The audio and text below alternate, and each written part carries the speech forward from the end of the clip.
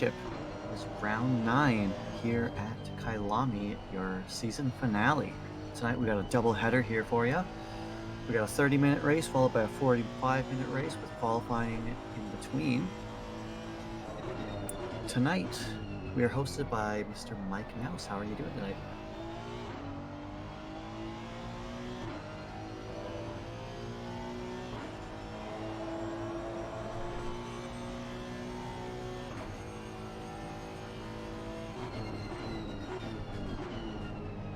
It's been a long time coming, but this is what all these drivers have been putting their time into, and it's what all this time has led up to is the final round. This is where all the marbles are on the table.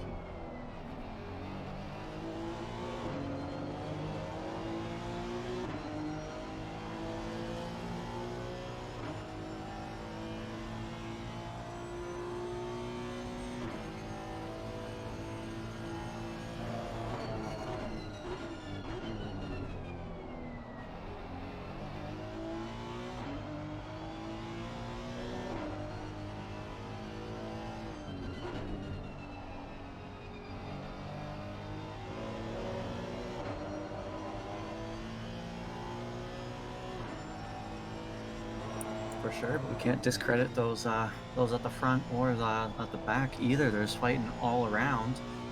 With it being a double header, there's 142 points, I believe, up for grabs.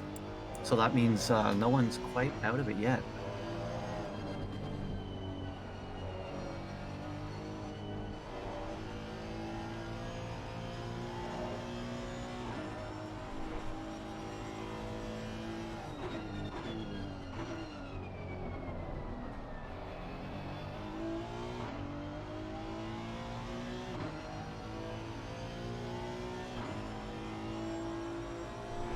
So we'll just have to wait and see. But looking over here, you got pretty close battle for P2 and between P2 and P5 between Portis, Menier, Smith, and Kerstetter. Rivera's a little bit far behind, but if he gets kind of lucky and puts his foot down, then might have a chance to climb the rankings a little bit.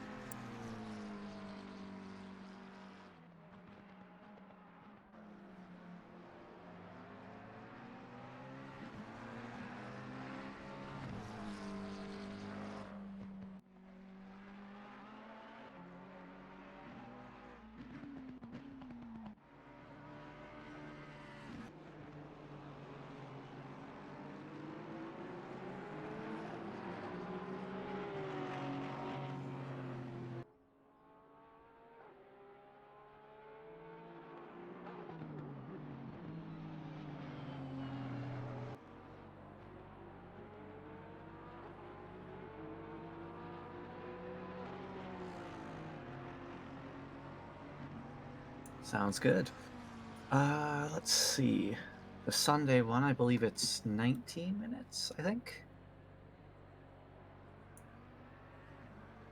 No, 19, yeah. So it's 19 minutes. The first minute will be for setup changes only, so nobody will be on the track. This is just to make sure that everyone gets the same amount of qualifying time, and for the split 3 drivers, they don't get shafted and don't lose out a little bit of time, which could cost them an extra lap.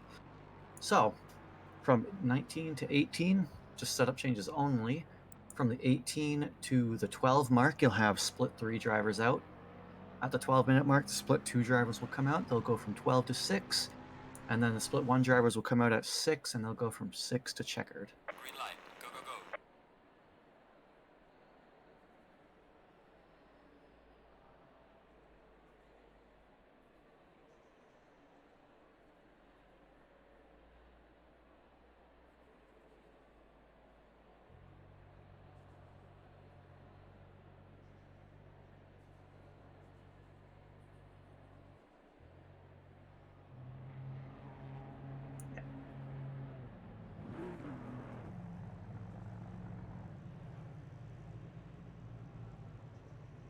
Yeah, it'll definitely be low 40s.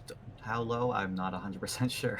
Some of these drivers can be quite surprising, but oh no. Looks like there is rain in the forecast in the next 5 minutes.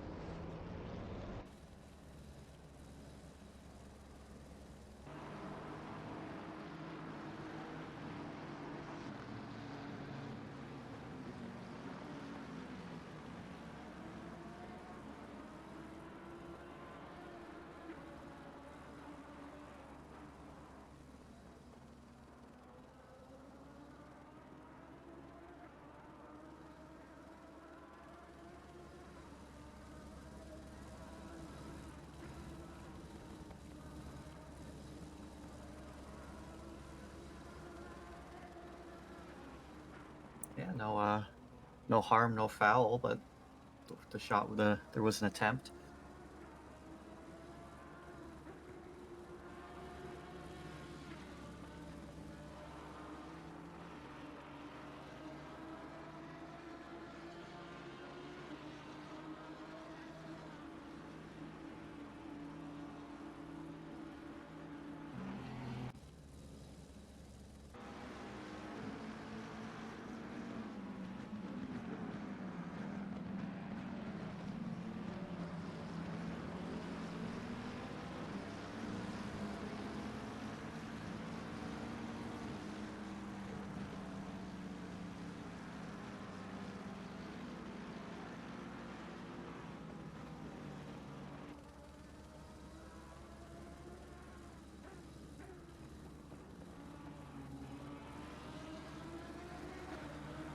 Oh, and the rain has started.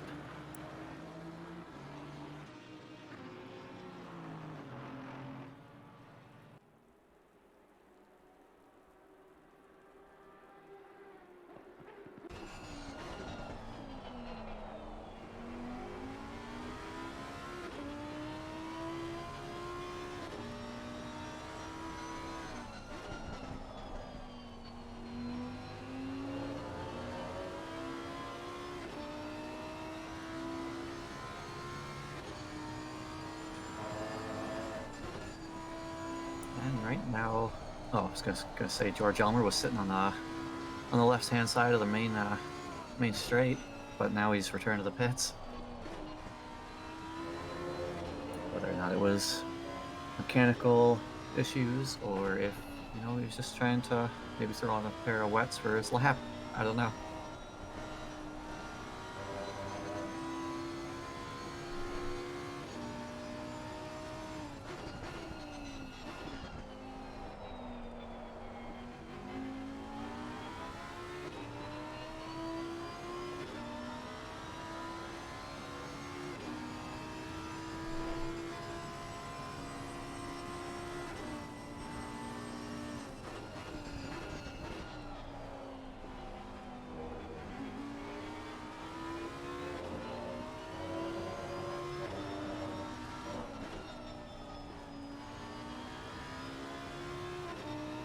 Ooh, and there's a car sliding off in the distance there. We saw Santiago Orozco slide around the cheetah curve and running a little bit wide, invalidating his lap as we got him Fabiano coming across the line with 147.735.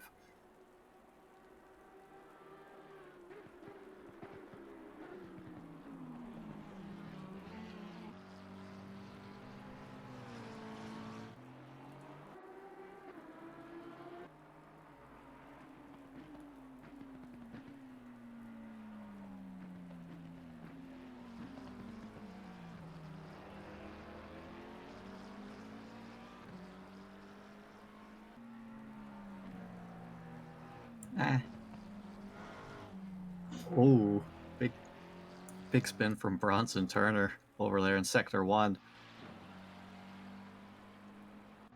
That's gonna cut his quali short.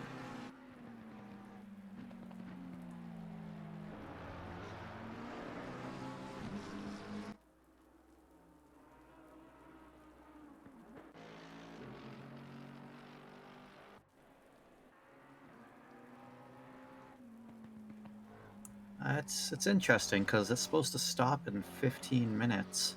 I mean, it's just after the length of time that we have.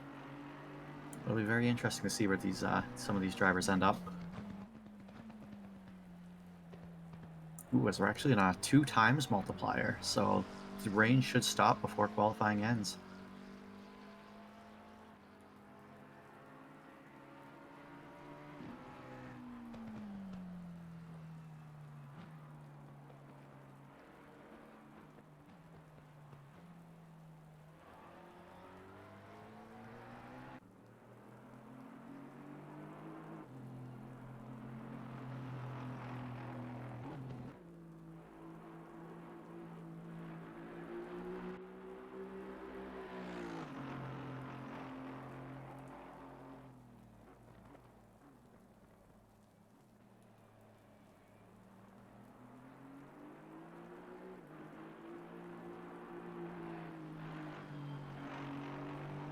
If I'm not mistaken, that's it's Mr. Tiago Alves from what's it, New World Sim Racing, which they had their Sunday league a little bit earlier here tonight.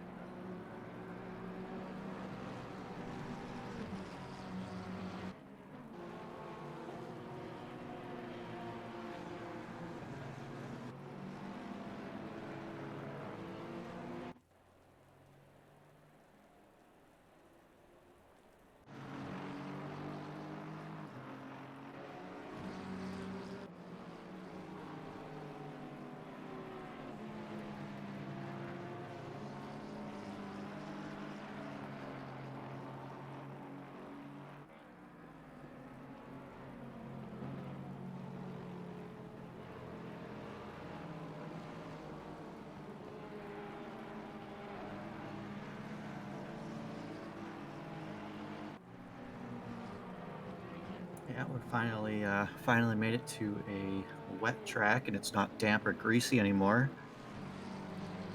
So these drivers might be out on wets now, which I would hope they would be.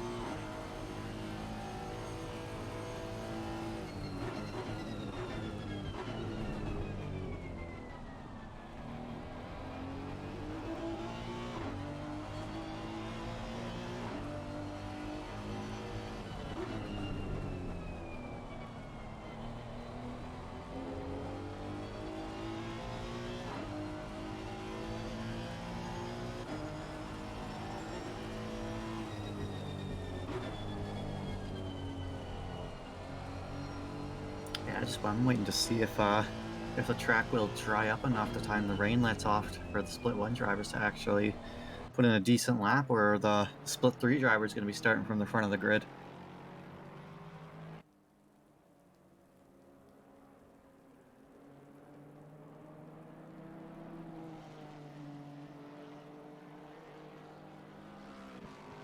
Yeah, in 5 minutes it's supposed to get lighter, and in 15 minutes it's supposed to be stopped raining, but the track will still have some standing water on it. So we'll see if in the rest of the time after it stops raining, if they will get enough of the water off the track.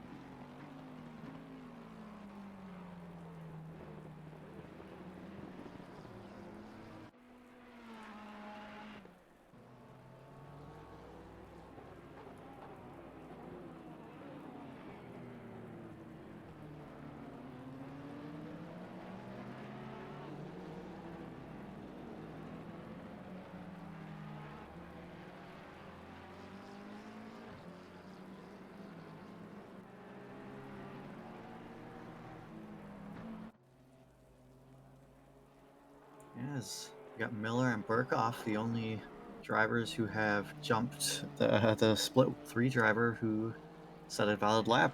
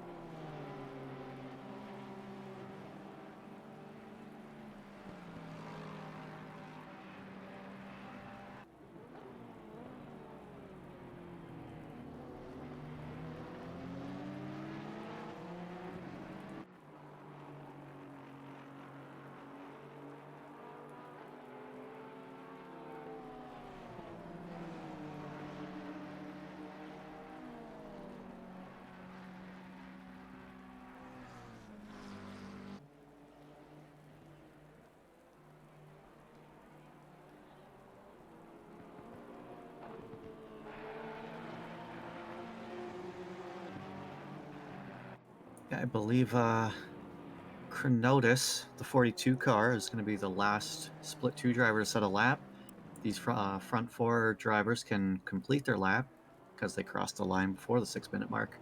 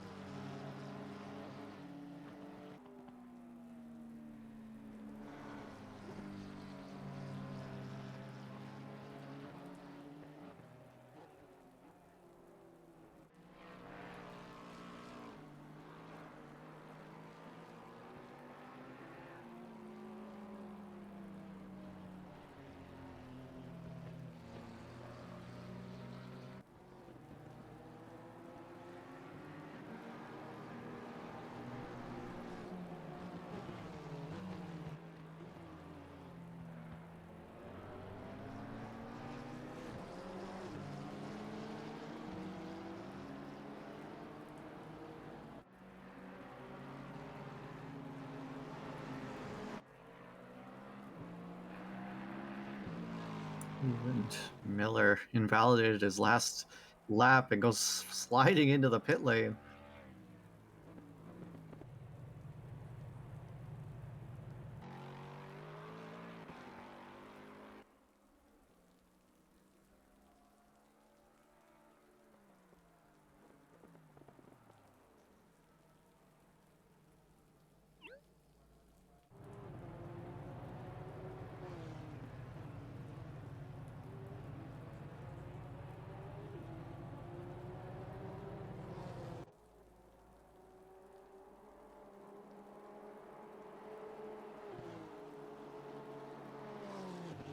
Yeah, these front runners, Riley Manier, the 84 car of Portis, the 11 car of Lamlin, the 30, the 88, they've all started their laps.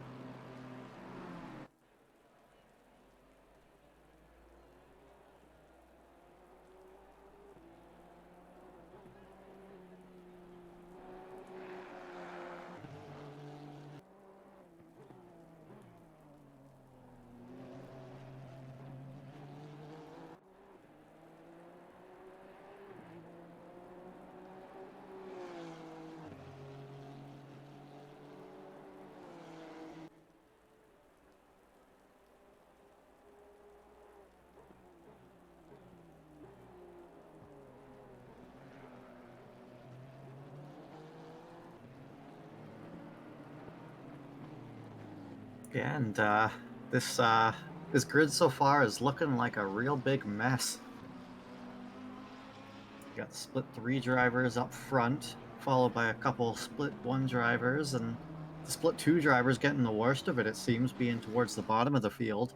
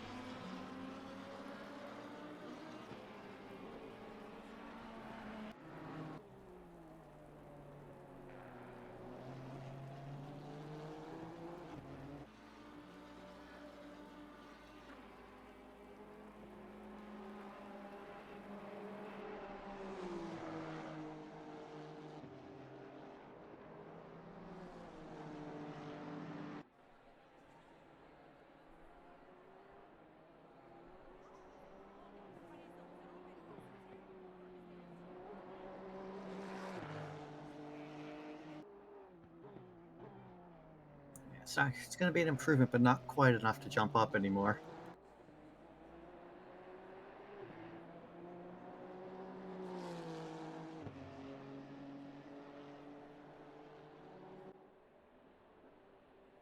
Yeah, still a little too wet, a little too damp on the track for you to be able to run dry tires, and if you were to do that, you'd have to go out when it was still raining out, and your tires would be cold going into this one, that's for sure.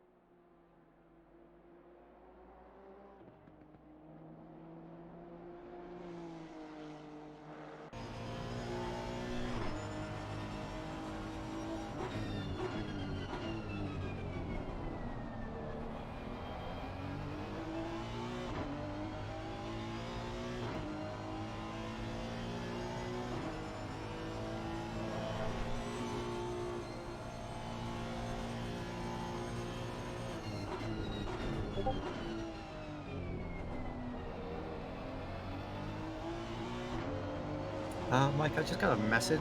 They might not be able to hear you on stream.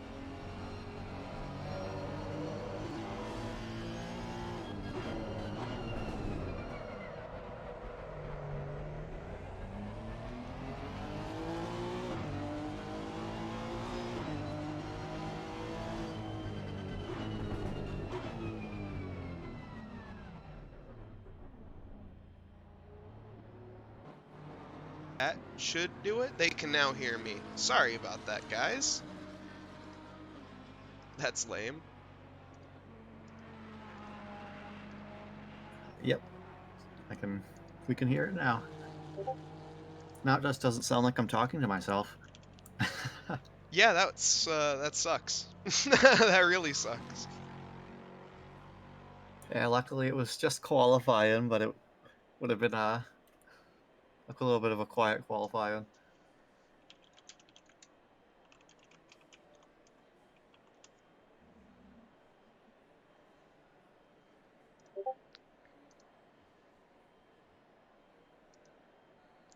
All right, we'll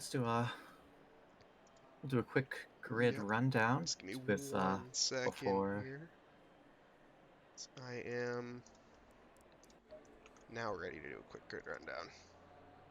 As we have Bronson Turner in the McLaren, our split 3 driver, starting in pole position, followed up by Aaron Kuhn. Both teammates there, split 3 drivers, managing to make it onto P1 and P2, followed up by Fabiano. In P3, another split 3 driver. Now we're starting to get to the split 1 drivers here of Landry, who, no surprise, starting ahead of everyone. Thank you, Crabtree. I am in the house now. Sorry about the guess. Kerstetter, surprisingly, starting in P5.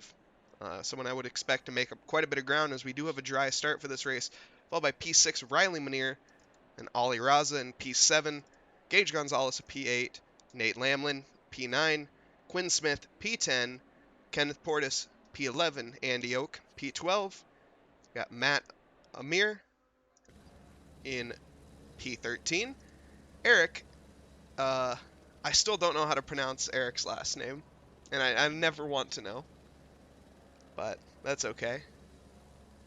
Eric in P14, Mastasero P15, William Collin P16, Santiago Orisako. Hopefully he doesn't mess this one up. P17, love you Santiago. Got E. Miller, P18, Mike Burkov starting in P19. P20 is going to be Professor Chronotis. Behind him is going to be Tom McDonald. Next to him was going to be Daniel Vericosa, then Provolone in P23, followed by Jose Bravo in P24. Got Kevin Yu in P25, Ross Fallen P26, got Amir Lackady in P28, P27, excuse me, Vanderbilt P28, Vandy making a return here, Trackilicious OG, love to see him here. Currently sitting down at P28, split 2. Padberg P29, Elmer P30, Duran P31, Sapien P32, and Hopkins P33. And that will make up our grid here as these cars are starting to start up around Kyalami for the finals here in the Trackilicious Summer League. Yeah, we've got a couple of drivers who are going to be starting the race with some penalties. So we have Andreas Mastachero with the 10 seconds. And I believe that is the only one who's actually in the server here tonight who have outstanding penalties, because there's also penalties from Moses, Cusworth, and Ferreira. But I don't see any of those guys in the server right now. Yeah, hopefully we will be seeing them next season, as this is, I said, the finals here. We will be returning for the Autumn League in September on Sundays. And there still are spots available. Make sure if you are interested in that you go to the Trackilicious SimGrid page, check that out, or just join the Discord and feel free to ask anyone in there. I'm sure they will direct you to someone who can help.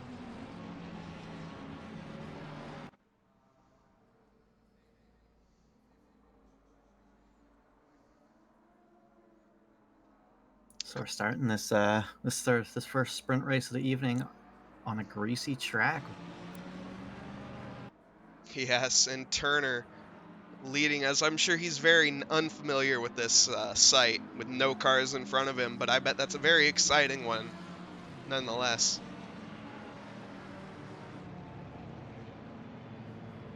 We'll see how the split 1 drivers manage to make with these split 3 drivers if they do it early. This track, not the most difficult to overtake on, but not the easiest either. As I was We'll just have to. Oh, go ahead. as I was talking with some of the drivers before, the McLaren here is very average on this track. You know, there's nothing really too special about it. But when you have like the Lamborghini is an aggressive beast. But I'm surprised with Riley Manier sitting down in P6 in the Honda. That is the car that I'm gonna see that thing's climbing up. I know that. This Honda is absolutely dominant at this track. Yeah, we'll definitely have to wait and see.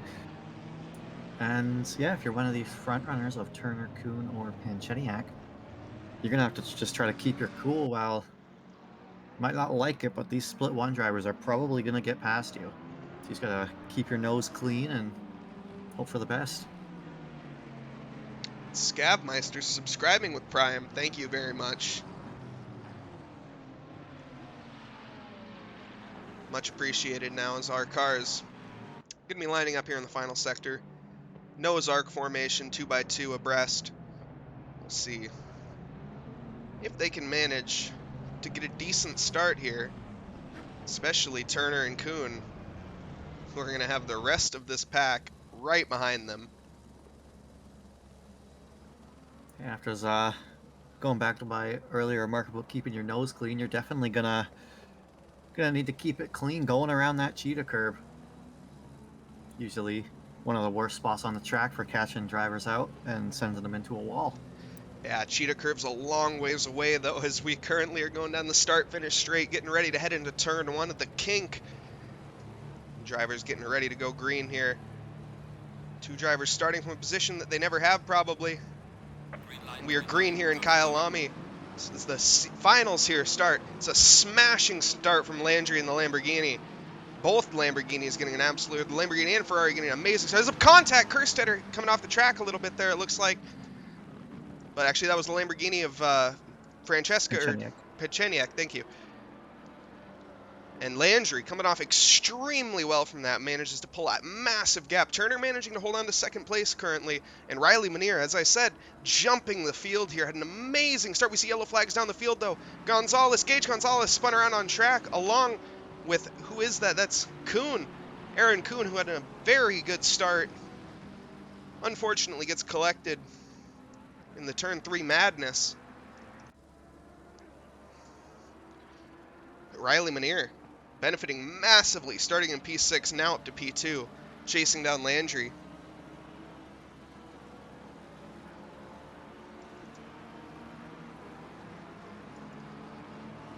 Turner, not quite managing to hold on, but that's to be expected, as now he's going to fall down the field just a little bit, but he's still in the lead of his pack. So just remember, he's not really racing these guys. He more is racing the rest of the split 3 drivers.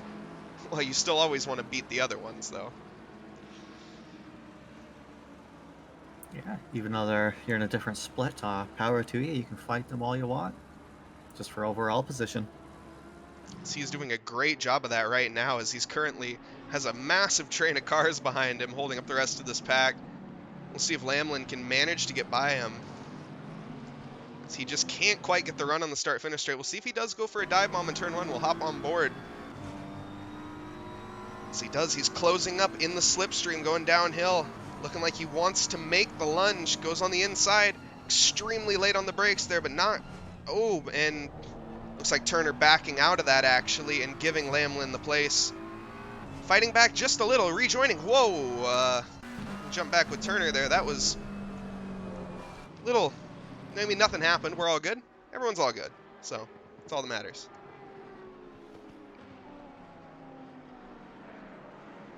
Side-by-side action there. Raza and Quinn Smith.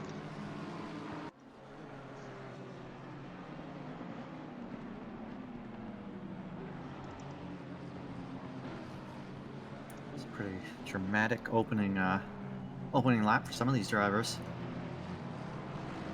Yeah, a lot of these drivers coming off not so great from it, looking down the field at Aaron Kuhn and Gonzalez and even Eric. Something must have got caught up in an incident somewhere. Padberg as well, falling down to P22 currently. Looking like that fight with Mike Burkov is going to be... Mike Burkov's staying P19 though, so we will see. Andy Oak doing a great job currently of holding up this pack. P14 right now. Andy Oak currently, he's a split 3 driver as well. Currently ahead of a bunch of split 2, but looking like he's letting, as we see there, Fabiano having another bit of a spin.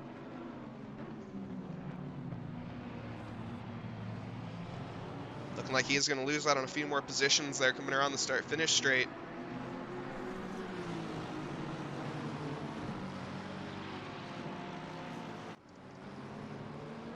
Jump back here with Turner. In fact, we can jump on board here with Ollie Raza. We might as well. That's not. Jump on board here with Ollie Raza. It's just to show these drivers and how difficult it actually is to follow as close behind as these drivers are, especially in these tight and windy curves.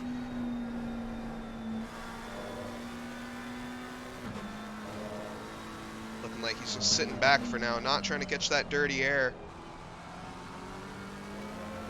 Waiting for an opportunity.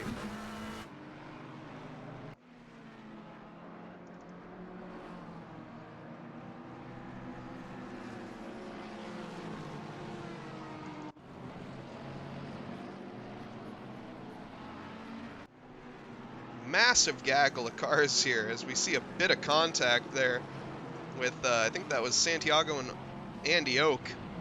But just an absolute pile of cars, as we see now, a pile of cars, quite literally. A lot of cars here, 3 cars. We can go back and see what happened there. As we Yeah, see, so I was actually watching that. Don't know who tapped him, but Jacob Hadberg got a little bit of a tap and went off track, and I guess he couldn't stop himself and ended up coming back on track, and seems like he may have collected a couple drivers there. I think if I'm not mistaken, Aaron Kuhn was facing the wrong way on track and got into a head-on with someone, and then they rear-ended them. That was a very interesting incident. Unsafe. I wouldn't call that an unsafe re-entrance. They didn't have any control of their vehicle at the time, but I didn't fully see. So that's one for the stewards.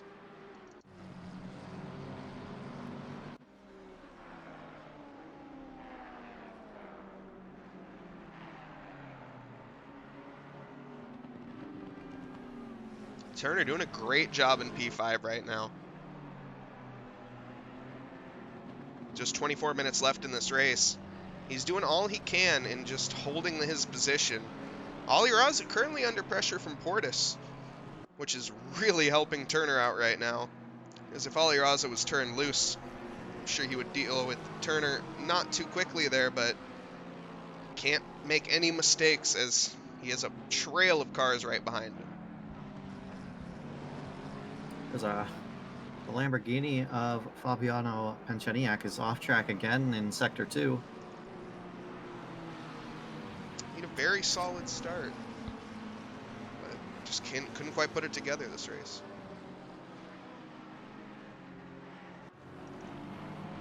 Yeah, if you're him, you just gotta be looking towards race number 2. Kind of sucks that you're not performing too well in the first race, but luckily there's a second race for redemption.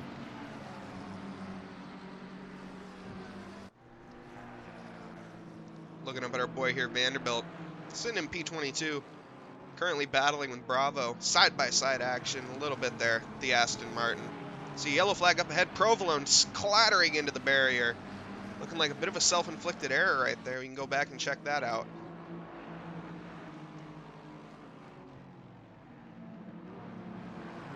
As he does just get on the curb a little bit too much on the inside and goes into the barrier. And we see another yellow flag there from Gage Gonzalez, who is now in the pit. It looks like they got spun on like the main straight or something.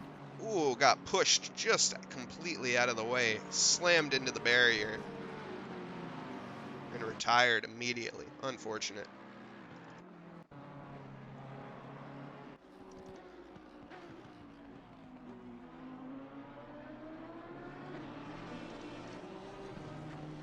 Landry and Munir, and Kerstetter for that matter, leading quite well here in P1, 2, and 3.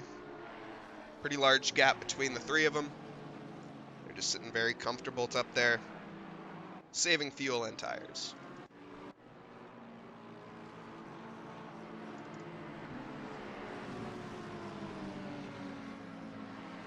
Turner losing out on a lot of positions there. He was sitting nice up in 5th, but holding up that pack, he just couldn't quite hold it up much longer. He did it all he could, but looks like everyone's going to go and overtake it.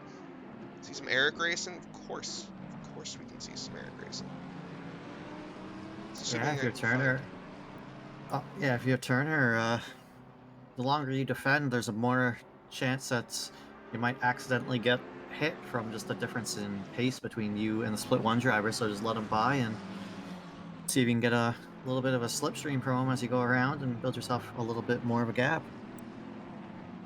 Eric currently fighting with his teammate of Duran. Duran a split 1 driver, Eric a split 3 driver. But Eric not giving up an inch here, as now Fabiano sending it down the inside here of Eric. Late on the brakes, but not quite late enough, as Eric does manage to keep the momentum around the outside. Holds his ground.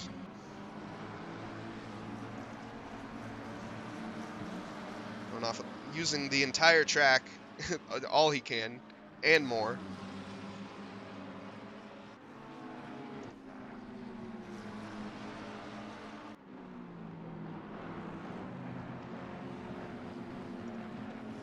See up the field there just a little bit. Aaron Kuhn, who started in P3, if I'm not, yes, who started in P3, currently down in P23. Not the best start for him. Yeah, some early contact, pretty sure, and then he got pushed, just fell all the way down the grid. Now that Eric's teammate Duran has been let loose by Eric, it seems like he is making up quite a bit of ground, looking like he's going to try to take Aaron Kuhn on this lap. See if he can manage to get it done. I'm sure he will be able to, or next lap, I should say. Coming on the start-finish straight.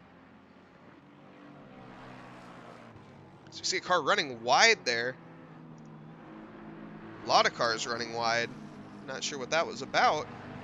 Looked like Kevin Yu having a bit of an off-track excursion along with Elmer. Yeah, I think Elmer.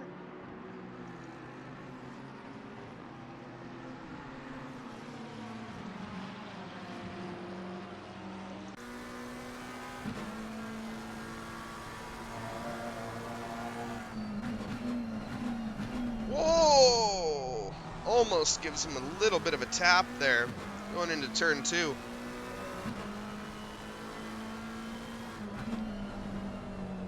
Excellent car control from Duran.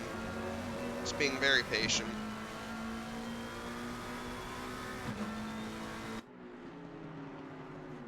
That's not something you'd expect in one of these short races, such as a 30-minute race, is just patience, because you don't really have the time to be patient. Well, right there, that's what patience pays off, as he now sends it down the inside, and he's going to have the advantage here going into the S's. Not quite, though. Kuhn managing to hold on for now, but Duran, I don't think he's going to be giving up here.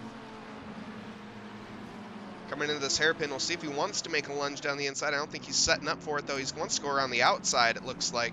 Trying to get the better exit into this flat left-hander coming up here. Not sure that's the best overtaking spot. Let's see if he can manage to get anything done here.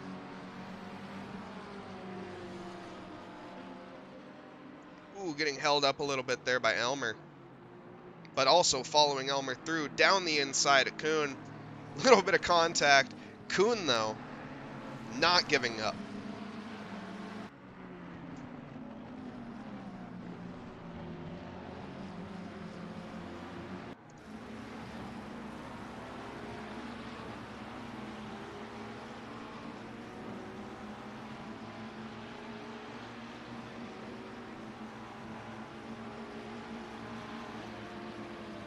Down the inside goes Duran.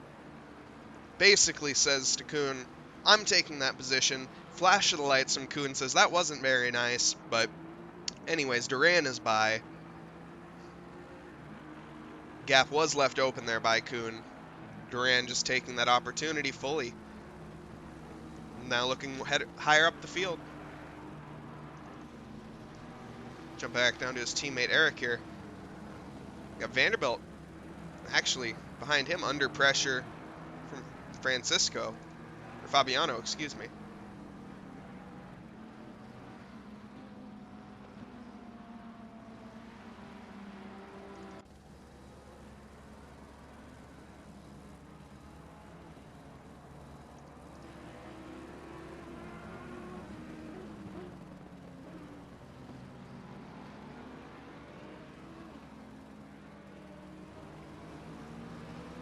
Got Colin here, William Colin pushing, has 2 cars behind him, Crenitis and Miller.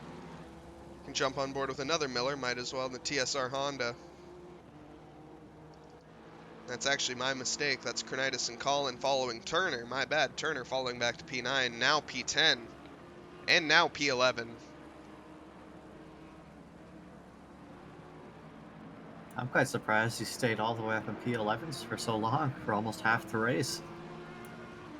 Because there was a big slide from Crenotis and gets him back into the top 10.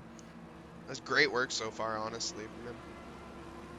Yeah, he's been having a great drive in the opening half of this race. Got a 10-second penalty from Mosticero. Not sure what that was for. Just for like incidents earlier on in the season. Oh, okay.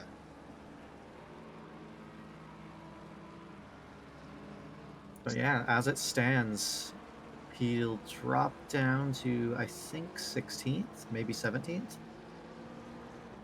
Still a little bit of race to go, but yeah, definitely not looking too great for Mosticero in this race, but that's what happens with penalties, unfortunately.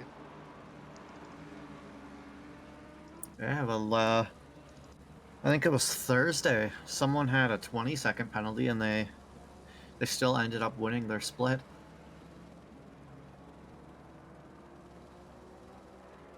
I for the life of me can't remember who it was, but they ended up winning their split, and I think they were a GT4 driver.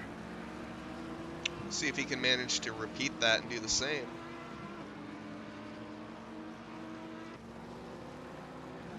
Turner managing to keep Chronotis behind him for now.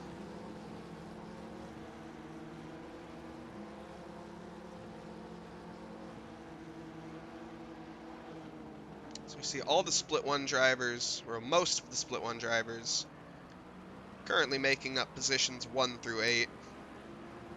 Got Mosticero and Duran, the only two that are not up there with them.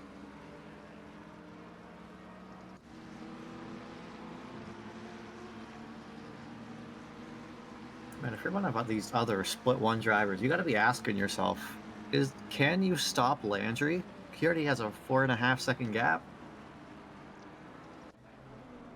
Looking by Riley's pace, I think that he is saying no, he can't, and he's just willing to take the P2 right now, which I would be too, starting from P6 and managing to take 5 positions on the opening lap, Ooh, or 4. big pile up over in sector one.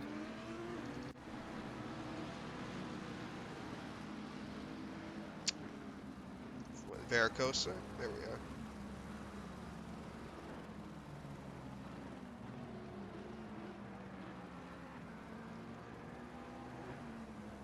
Lovely racing there from Duran, setting it down the inside, but not quite making it stick on Is that Kuhn? No, that's Varicosa. And that's Eric. My bad. Eric trying to go around the outside here. Not sure, he's go very late on the brakes around this corner. But also we have Fabiano going even later on the brakes, clattering into Eric, sending him off the track, taking that position. Now he's looking down to Varicosa, and he's trying to challenge him. Eric getting pushed down to P27 from that, getting absolutely just killed. Fabiano gonna have the inside line around Cheetah. Oh, bit of contact there. And Elmer and four cars managed to get by Varicosa there. Yeah, cheetah curb's not one of those. The cheetah turn isn't one of those turns that you can really go around too wide very easily. You really have to trust your fellow driver. Otherwise, it can end like that, and most likely worse in different cases. Yeah, as I didn't fully see it, but I think that Varicosa was entitled to his racing line there, but I'm not sure. So that is now in the past, and Fabiano is now currently chasing down Provolone.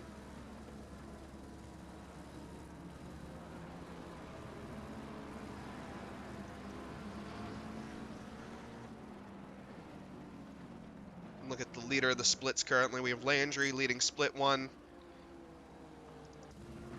William Collin leading split 2. And Turner, no surprise there, leading split 3 as he did start in pole position. Having a very nice race so far.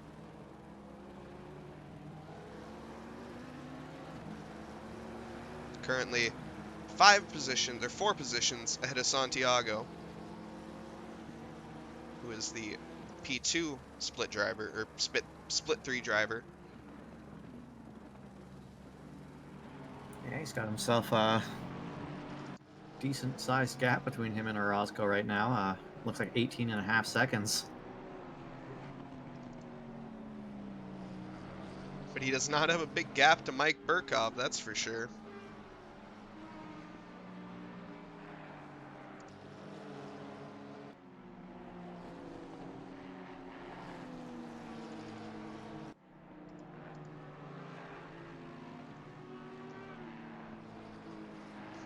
All the split one drivers managing to stay pretty up to pace with each other mostly. As we see the biggest gap of Lamlin and Portis, 14 seconds. Quite a difference in pace there, but could have been a mistake. Who knows? Yeah, and with the track starting off greasy, could have definitely thrown some tire temperatures off the charts and threw them off a little bit. Yeah, absolutely. Quinn Smith hunting down Portis here in the Honda. Honda should be better than the Lexus in my opinion on this track, but the Lexus' straight line speed is absolutely dominant. We'll see if he can manage to overtake, as he is going to have to send it very late down the inside. He doesn't this lap, and I don't think he's going to have an opportunity anywhere else besides the start-finish straight. So as I said, that Lexus is just so fast in the straight line and a little chunky in the corners. The Honda, on the other hand, very agile in the corners and mildly fast on the straights.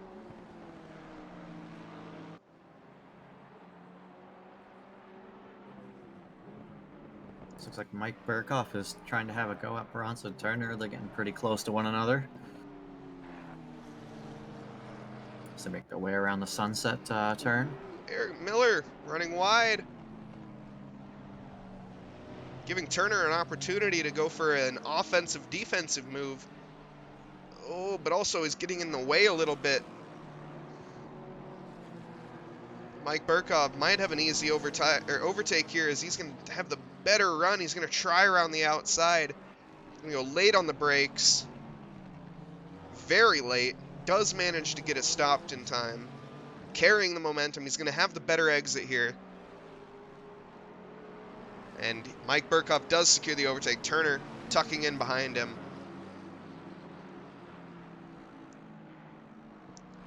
But Turner looking very good for a P13 finish. As Mostasero, even if he does get ahead of him, has that 10-second penalty. And I do not think he will be able to pull 10 seconds in the next 7.5 minutes.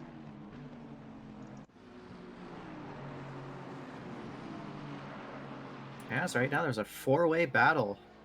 Only 3/10 between four drivers, between P24 and P27, as Andy Oak gets pushed off the track and ends that four-way battle and just ends up in a three-way battle. Well, now it's actually more of a 6-way battle. Well, not really. More of a 4-way battle. Still. Soon to be 6, if they keep the squabbling up. Ooh, Eric. Looking like he went a little late on the brakes there. Couldn't quite get the car stopped in time. Loses out on a couple positions. Ooh, and there's a McLaren off in the background there. I think that might have been Andy Oak.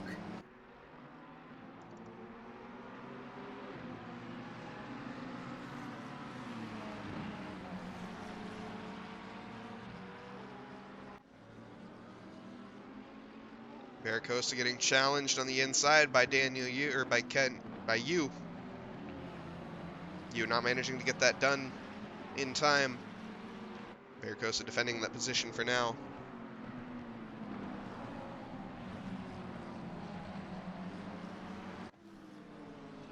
Looking back up the field, we currently have Landry cruising with the fastest lap. Solid 6 seconds ahead of Riley.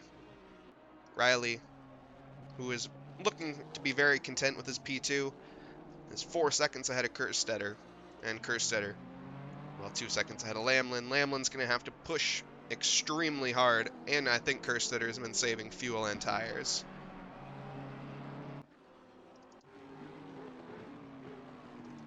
Yeah, unless Landry makes a big mistake, I don't think there's a way Manier can catch him in the next 5.5 minutes. Mike Burkhoff and Eric Miller side by side. Mike trying to go around the outside there. Still side by side through turn 3 and through turn 4 even. Mike Burkhoff can't quite manage to get the move done yet, but not letting off just yet. Eric Miller looking like he has a bit of damage. Not sure how that happened, but happened at some point in the race.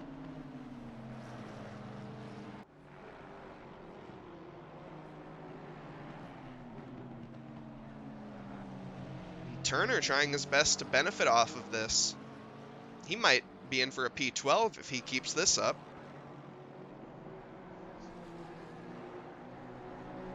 Four minutes remaining.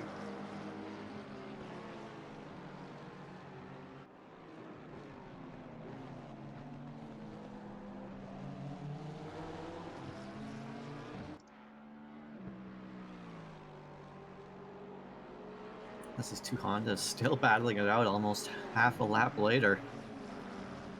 Almost in the same scenario, being side by side. And they are side by side again.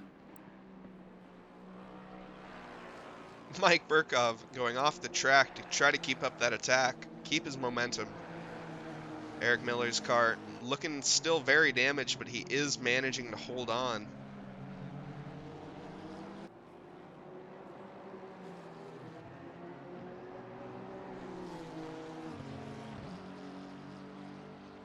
Mike Burkhoff going to want to go down the inside here, but these two cars, as he does, sends it very late down the inside, and Eric Miller even later on the brakes goes around the outside. Mike Burkhoff has a spin though, looking like a bit of contact, and does rejoin and make contact with Turner. Mike Burkhoff completely spun around on track right now. Has to rejoin. He's going to have to probably make a 3-point turn there. He's going to lose a lot of ground. Turner up to P12 though from that, taking a little bit of damage, but I don't think he's going to be challenged by anyone at this point. It's a very solid race from Turner. Amazing drive. Mike Yeah, Burkhoff. luckily if you're Turner, you only got a small shunt and didn't end up in a wall or facing the wrong direction. He did a great job avoiding that, he took to the dirt as much as he could and had as little contact as possible.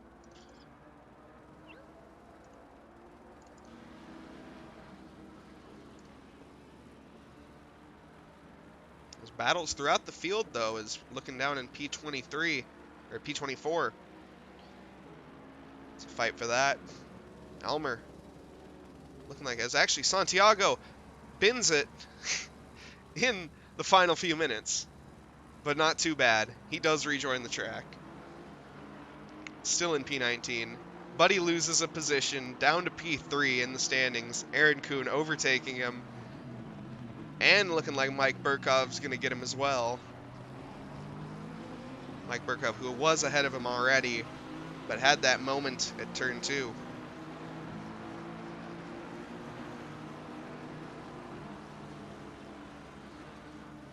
And with that mistake, Orozco's now being hunted down by Burkhoff.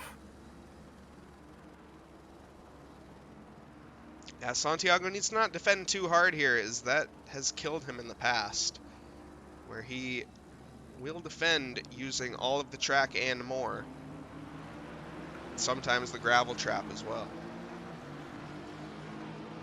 Yeah, but at the same time, is you get a 2-car buffer between yourself and Fabiano Panceniak.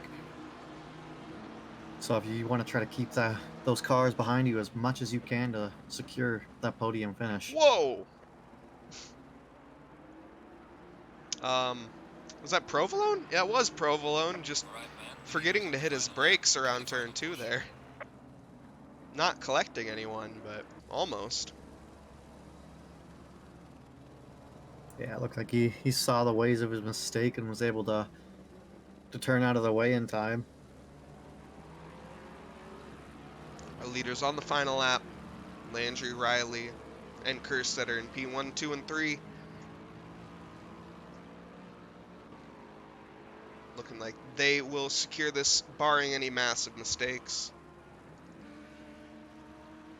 Not too many battles throughout the field. A little bit further down, we see yellow flag from Eric as he runs off the track, loses a couple positions.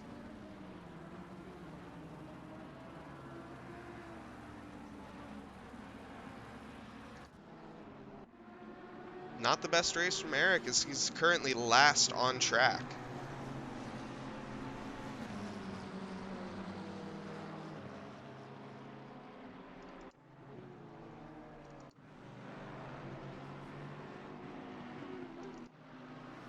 Jumping on board with Landry as he's coming through the final sector here.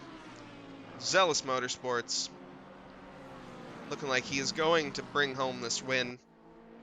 The final sprint race of the season for Trackilicious Summer GT3 Championship.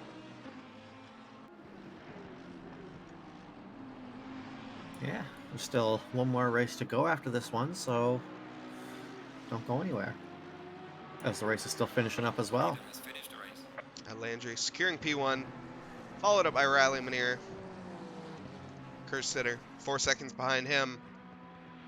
Nate Lamlin as well, 4 seconds behind.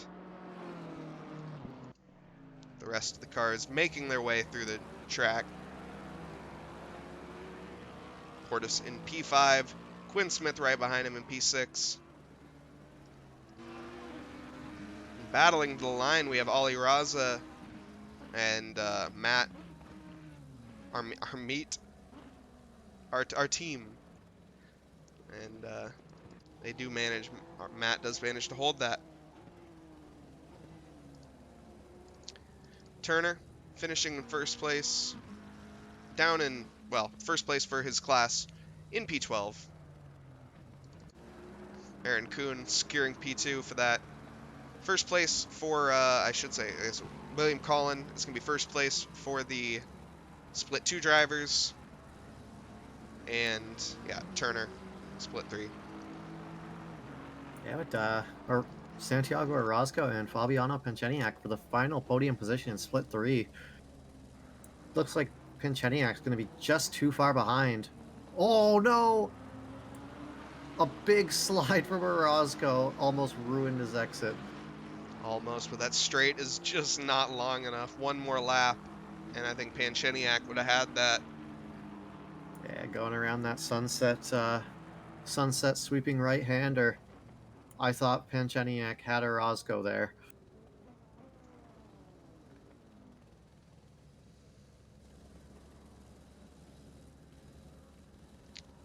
So after that exciting race 1, we will be slowing down here and getting ready. We're going to jump into another qualifying session where the drivers will have the same split 1, 2, and 3 format, or 3, 2, and 1. Then we will see a race once again. We'll see if it's a wet qualifying. Again, that was exciting. Yeah, for sure. Spicy grid with the weather conditions and qualifying. Some drama from some of the drivers up front and getting sent towards the back of the field. But yeah, before this next qualifying starts, we will have a 10-minute free practice just to give these drivers a little bit of a breather, a little bit of a break. Go stretch it out. Go use the washroom, grab a snack, whatever they need before they start their next qualifying session. As if you would like to do so as well, now is probably the best time to do it for anyone at home. Thanks to everyone joining us as we have the stream. Once again, the summer finals brought to you by Trackilicious, but with also our close friends of Box 3 and 949. Always got to give love to those communities. So I'm just currently going down, taking a look at all these lovely liveries. But we are going to the next session.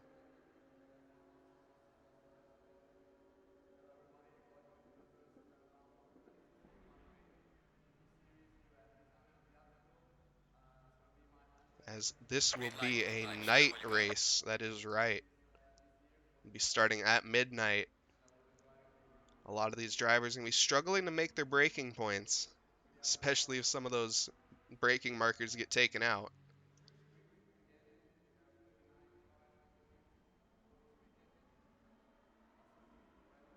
Yeah, and again, it looks like it's there's rain in about 15 minutes. Oh, wow. So they'll be just starting up the towards the end of this free practice, and It may carry over into this qualifying session, as qualifying is only 2 hours uh, beyond this free practice, and then the race 2 hours beyond that. This might be very exciting as we'll see if the race, if the split two drivers get caught out once again, where they basically will get completely shafted by the weather.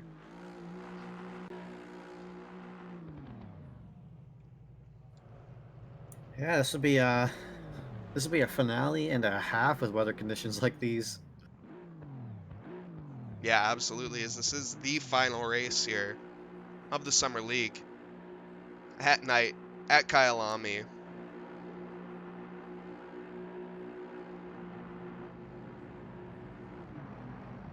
So once again, we're just currently in free practice. Drivers are taking a breather, getting their setups all figured out with temperatures and pressures.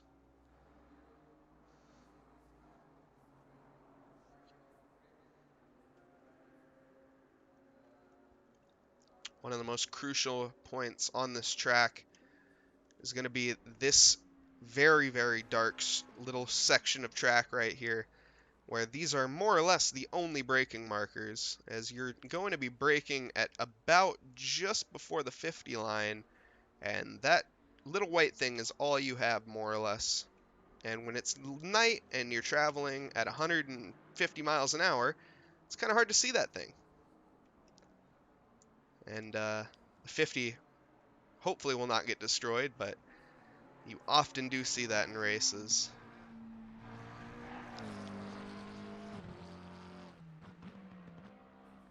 So you brake just before it.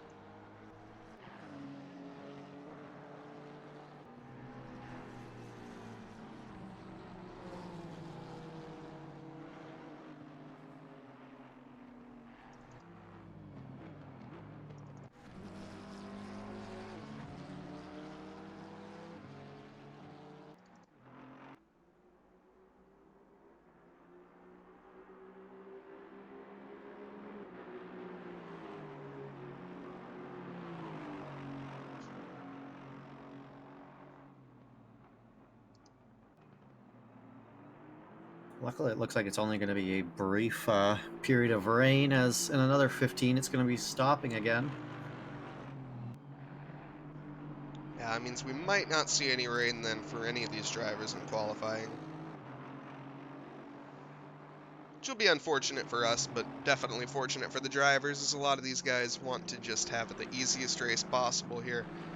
There's a lot of battles going on in the points.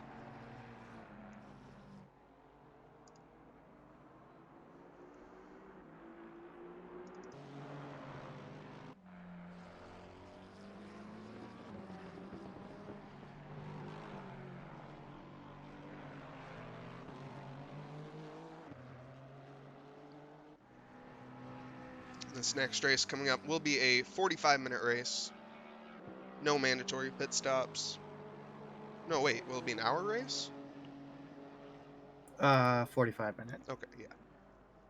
And there will be no mandatory pit stops.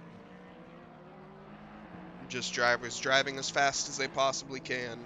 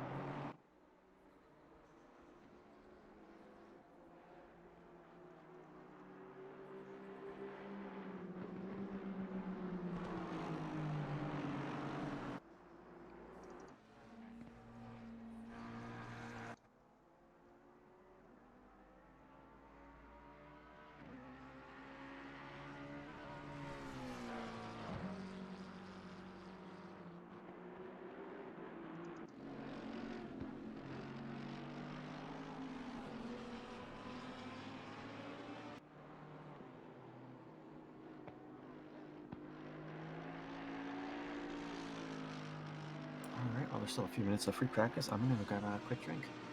Sounds good.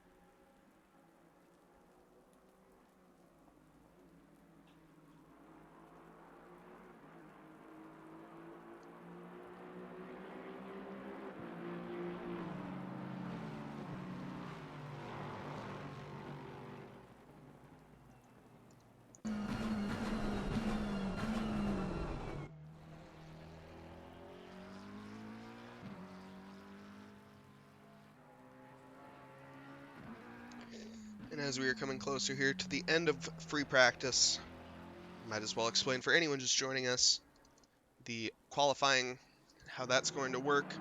Qualifying will be broken up into 3 different splits, where we have the red names being split 3 drivers, the gray names being split 2 drivers, and the white names being split 1 drivers. For the first minute, there will be no one on track. It's a 19-minute qualifying, so the split 2 drivers, or excuse me, the split 3 drivers will come out after 1 minute at the 18-minute mark, and they will be out on track for 6 minutes. After that, they will return to the pits, and the split 2 drivers will have the same thing, where they will have 6 minutes to set their lap. After that, box back in, and split 1, 6 minutes as well. By the end of that, we will have all of our drivers having a fair and representative lap time, with everyone having plenty of space and time to set a lap. And once again, this is the finals of the Trackilicious Summer 2022 season. Anyone interested in joining either next season or any future seasons, make sure you join our Discord. So I can do that real fast, the exclamation Discord. And yeah, everyone in this community is extremely friendly, and I'd recommend joining whatever skill level you are. So we have leagues for everyone, and like I say, with these splits, different drivers representing different splits, there's a place for everyone here.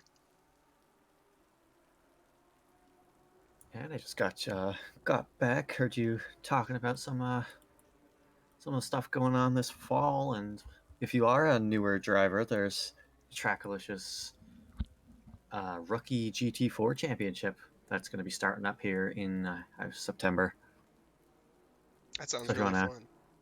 yeah, if you wanna dip your toes into the competitive racing scene, but you're a bit of a newer driver, that's a great opportunity, and you'll be matched with some newer drivers as well. So you should have a good time.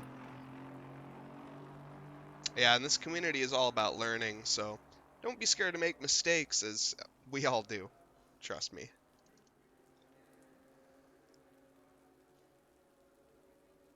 Coming Yeah, out. just not too long ago, our Eric Gukasian, he had a penalty for earlier incidents in the season. He was a bad boy. It happens. It happens. Not everyone can be perfect. And not everyone will be perfect.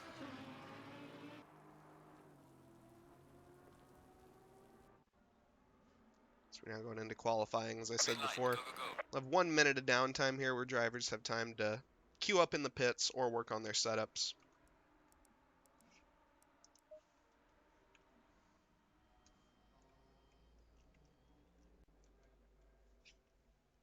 And yeah, this could be opposite of how how that last grid went. It is a wet track currently, but it's not raining. But with it being so late, it's not going to dry up very quickly. No, but the split one drivers will definitely have the advantage as the track will be a lot more rubbered in by then and heated up. But you never know, as we now see cars starting to get ready to queue up. Got 33 drivers on this grid tonight, 31 currently.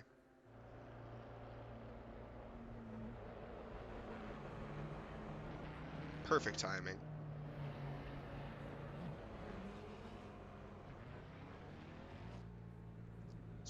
Most of the split three drivers now coming out on track.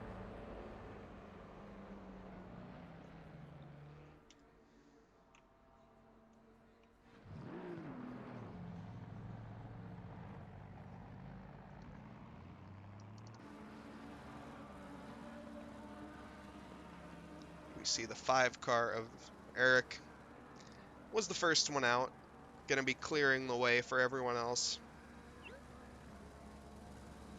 See what sort of times they manage to set in these tricky track conditions in the wet. Well, wet track, no rain, but a very dark track as well. Yeah, dark, wet, and pretty cold, so it might be hard to get some heat into these tires.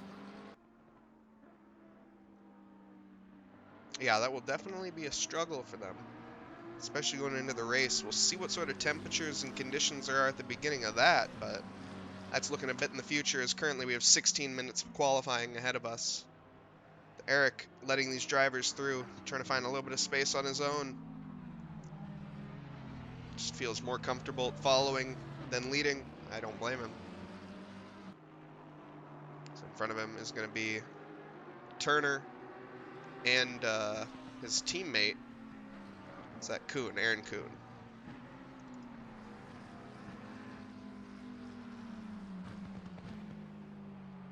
So the 76 car, Pancheska, currently leading.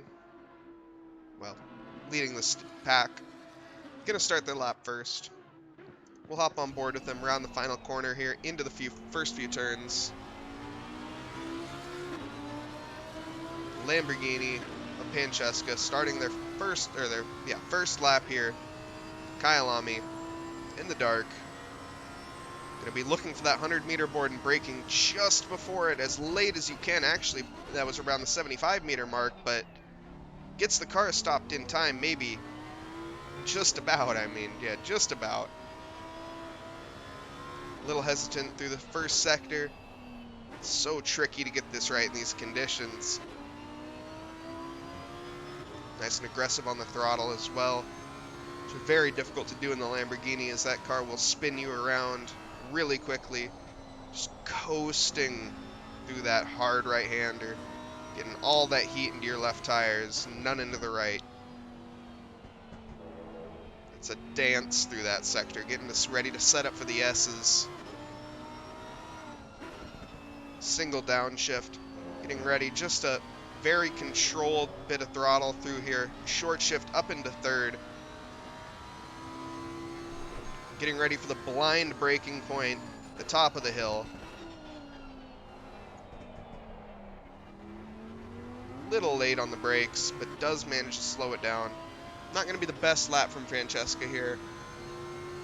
Or Pancheska, excuse me, but it's still going to be a decent lap nonetheless. It's actually having to have a downshift through that final sector. That's not quite what you want to see.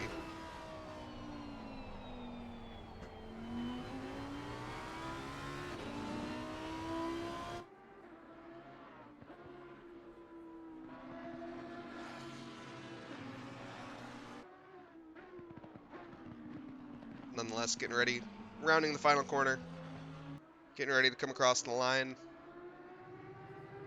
Going to be setting a 153.8. But Andy Oak quick to beat that with the 153.2. As I would imagine that time is just going to be improved on. As, yep, Aaron Kuhn managing the 151.2. And all of these drivers going to be getting faster as the rest of the session goes on. They have one more lap to do.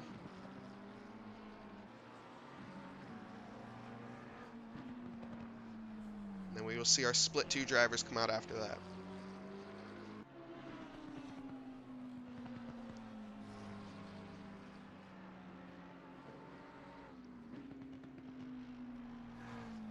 Yeah, so far, 8 of, it looks like the 10 drivers in the split 3 crowd have set a valid lap.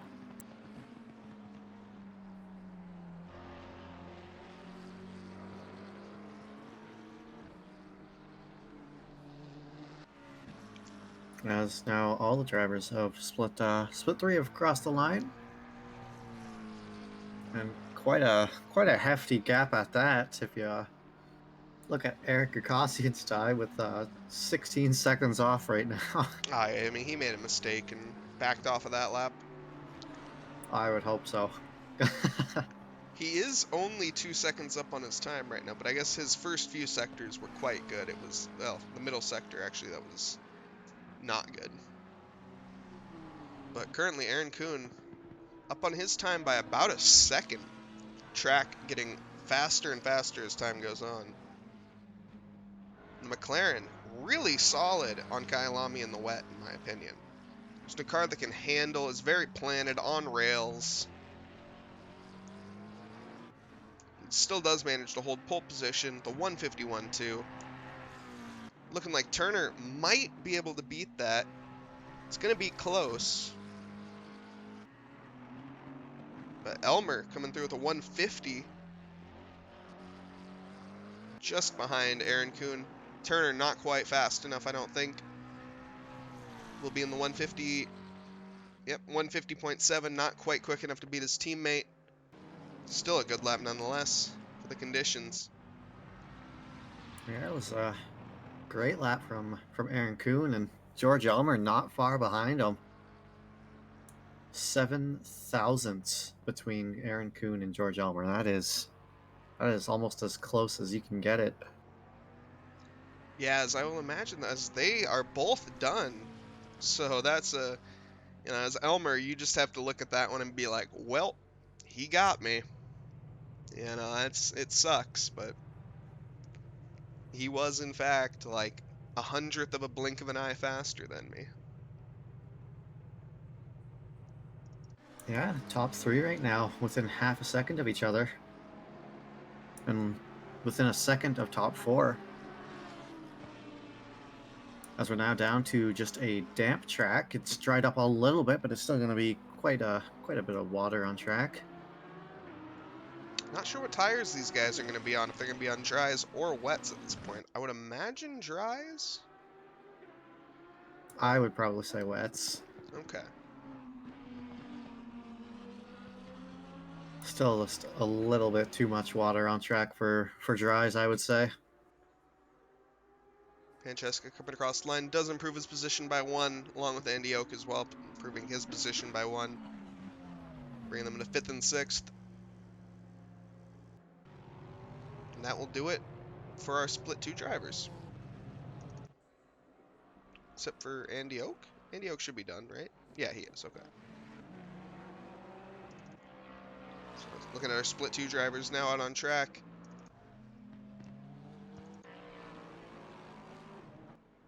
Oh, and you might hate to see it if you're a split 1 driver. Is it going to start raining?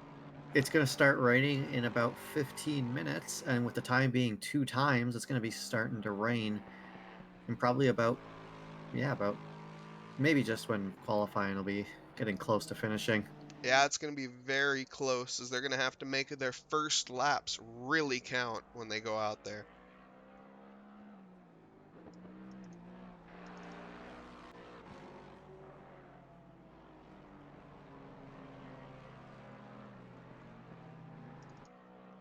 Currently leading our pack of the split 2 drivers. We have the car 48 and the Lexus of William Colin.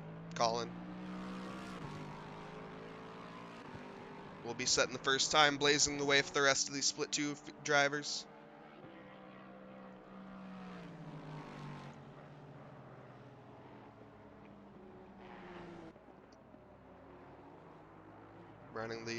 Getting ready to round the penultimate corner.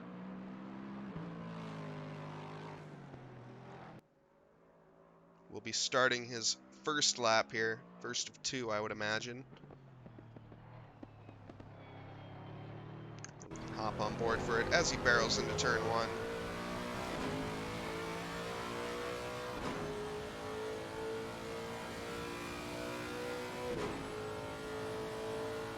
Downhill braking right after the 100-meter mark, or 100 board.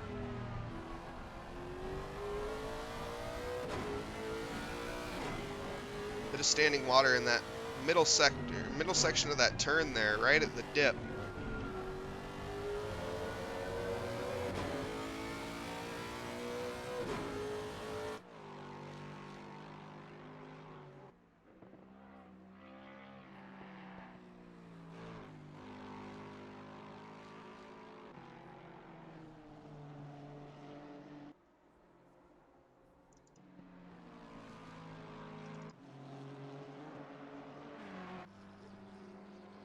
Yeah, these front runners for split 3, there's still a little bit of a spice up in the starting grid, as we got Kuhn, Elber, and Turner all at the front in the top 4, 5, and 6 right now.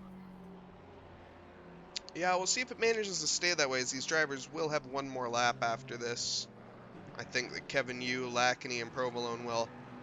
So we'll see if they can, as I was saying before, this track is improving every single lap with these cars pushing the water out of the way and forming a dry line.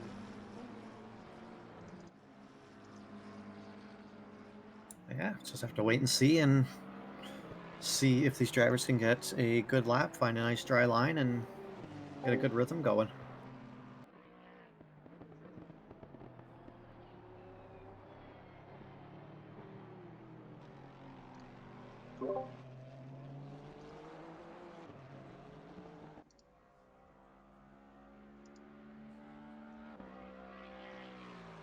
Coming down to 6 minutes left, we will start to see our split 1 drivers coming out on the field here very soon. The split 2 drivers coming back into the pits.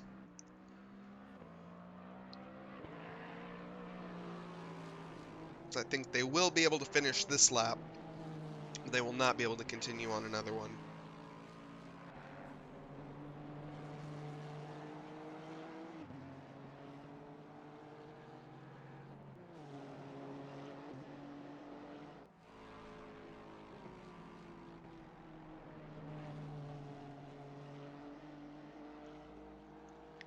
Currently our pole sitter, Professor Kenotis, sitting at 148.8, followed by Eric Miller, the 148.8 as well. And in P3, William Collin with a 149.3. Bit of a difference between them, but still close nonetheless.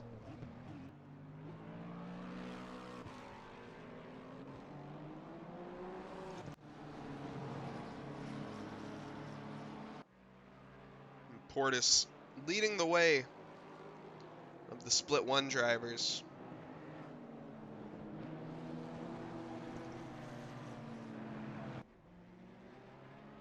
These drivers they're all very close together right now. They will be giving each other plenty of space, I would imagine, when they go to start their laps.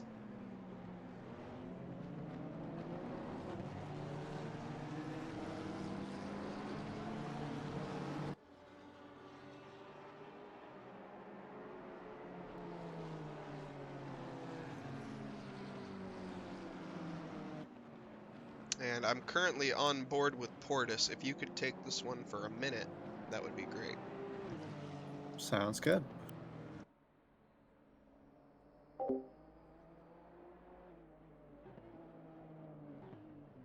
So makes his way around the final turn now. He's gonna make his way towards the start finish line and down the stretch around turn 1.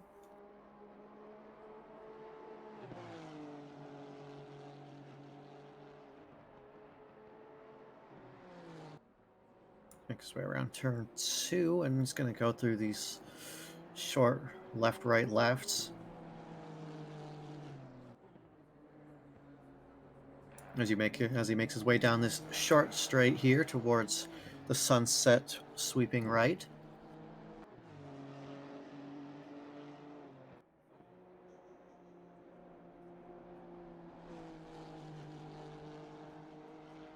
Then right after, you got a left-hand turn, and don't want to run too wide. Very easy to dip your tires into the sand, and might cause you to spin as he enters the S's.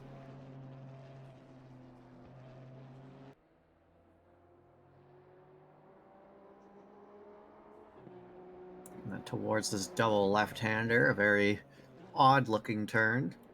This is a deep left, and then a little bit more shallow of a left as you come out of that turn. And then this fast left-hander of Mineshaft. Usually you can take it flat, but might not be able to with conditions like these. And towards the Crocodile's turn, the right-hander here. Want to use all the track, but not going over the line, or else you'll invalidate, and around the cheetah curve. As it looks like he avoids it there, and he's going to make his way around the final turn. And we'll see where he ends up from P30. Where's he going to set the bar? And he's going to jump up to P1 with 148.385. As we're going to have a couple more drivers, like Riley Manier with a 148.190 coming across the line, taking P1, and Gonzalez P4 and Raza P5. Down to P6 as Nate Lamlin jumps up to a provisional pole with a 147.880. And Dominic Duran jumps up into P2. We got Andreas Montachero down in P9, now 10, as we have Landry jumping up to provisional pole with 147.040. Currently just over 8/10 on Nate Lamlin. We have Quinn Smith, who jumped up to P4 with a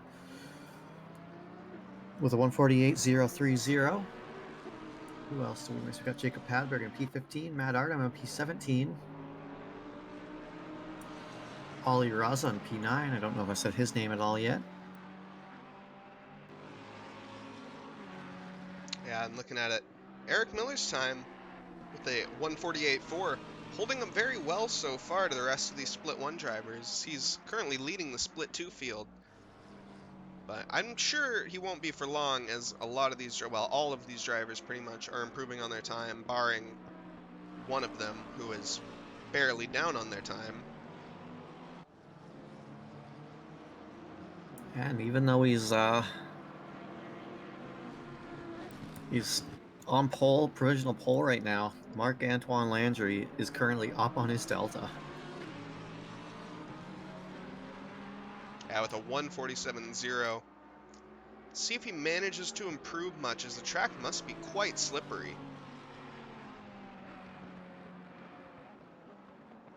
He's representing Zealous Motorsports, another lovely community out there that anyone who's unfamiliar with should check out as well.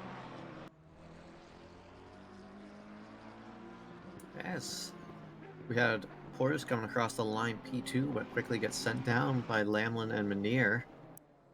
Not even 400ths between first and third right now. Yeah. Lamlin and Manier are 2 thousandths away from each other. Yeah, it's a battle. So I can bring up the relatives for everyone to see.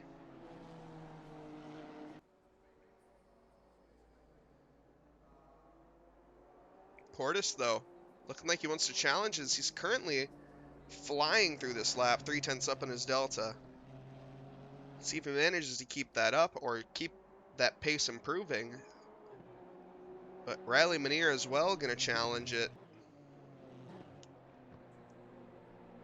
But further down the field as well, Gage Gonzalez. A flyer of a lap right now. Yeah, right now, Riley Manier is, as it stands, if he's able to finish this lap like this, he'll have the fastest lap of the session.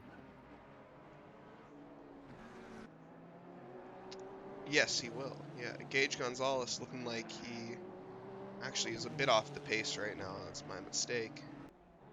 We'll be about 5/10 off of Riley's pace, but still. Portis comes around the final turn. Where's he going to end up? He's able to improve, but not able to improve enough to jump up any spots as he finishes with a 147.285. We got Riley Manier coming across the line, provisional pole with 146.677. Gage Gonzalez jumps up to P2 with a 146.975. I want to see where Landry comes across the line as he's making his way down the final stretch here. Looking like he gets actually held up there around the final corner. Yeah, he doesn't improve. I think that bit of traffic at the end kind of didn't help him much at all. Yeah, but Riley Manier taking pole in the dying moments of qualifying. Great lap from him. Yeah, for sure. So we can do a quick grid rundown of the final race of the season for the Trackilicious 2022 Summer Championship. Currently leading, we have Riley Manier sitting on pole position, followed next to him Gage Gonzalez in P2, then behind him will be Landry, behind them will be Lamlin. We have Dominic Duran, followed by Kenneth Portis, then Ed Kerstetter, Ollie Raza next to him. So in P9 we have Quinn Smith, and then P10 we have Andreas Mostasero, who had a 10-second penalty last race. Eric Miller in P11, M. Artim, Matt, going to be in P12. Professor Cronotis, going to be in P13. William Collin, be P14. Tom McDonald, P15. Fallen, going to be in P16.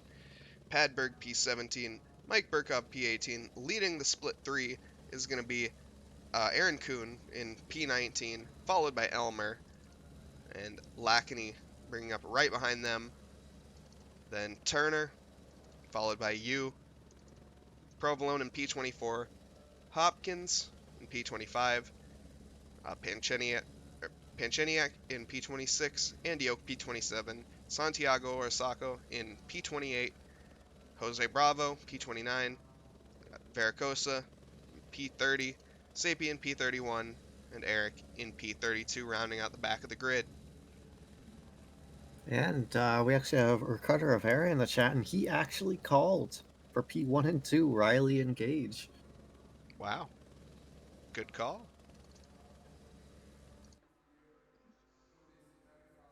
The two parlay cars going to be parlaying it out. Yeah, parlay front row lockout.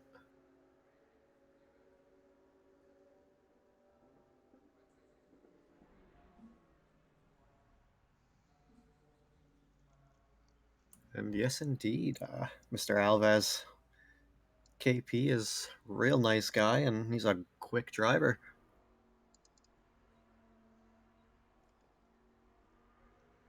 As the Honda is going to be very well suited on this track, and that's what he's in. But the lead Hondas, Riley Manier and Gage Gonzalez, very dominant so far. Yeah, we've seen anything this season. Any of these drivers, maybe not Mostachero with that 10-second penalty, but I would say any of these top 9 drivers could have could secure themselves a win here. No, absolutely. As all of them are definitely going to want it as well, as this is the final race, and everyone wants to go out on a good note. So we will see. Only one driver can win this race, though. That is the issue. Drivers now getting underway on their formation lap. In the dark here. And it's raining. Is it actually? It's starting to rain. Oh my, as a lot of these drivers are definitely going to be on dry tires, I would imagine. And I can hear it just slightly. I can't quite see it as it's just too dark, but we can hop on board and we see the windshield wipers going of these cars. So this will be a very exciting start. See how much it manages to rain in the next little bit of time here. Yeah, well, it's supposed to stop in about 15 minutes' time. That's a long time, though, with dry tires on a wet track.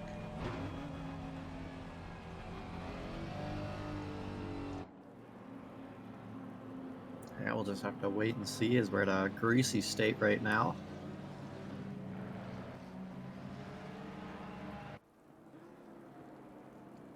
And what happened to I was about to Gage? say, starting in the pits. Oh, I'm not sure what happened to Gage, but we have our team starting in the pits for some reason. Gage. My timing board is just screwed up for some reason. It's saying like Gage is right behind him, I but see on my screen it he's in says he's in P9. P9. Yeah, Yeah, I see that as well. I'm not sure what that's about, but in the race he's P2. So, but yes, I don't know what that's about. just ACC things. Yep.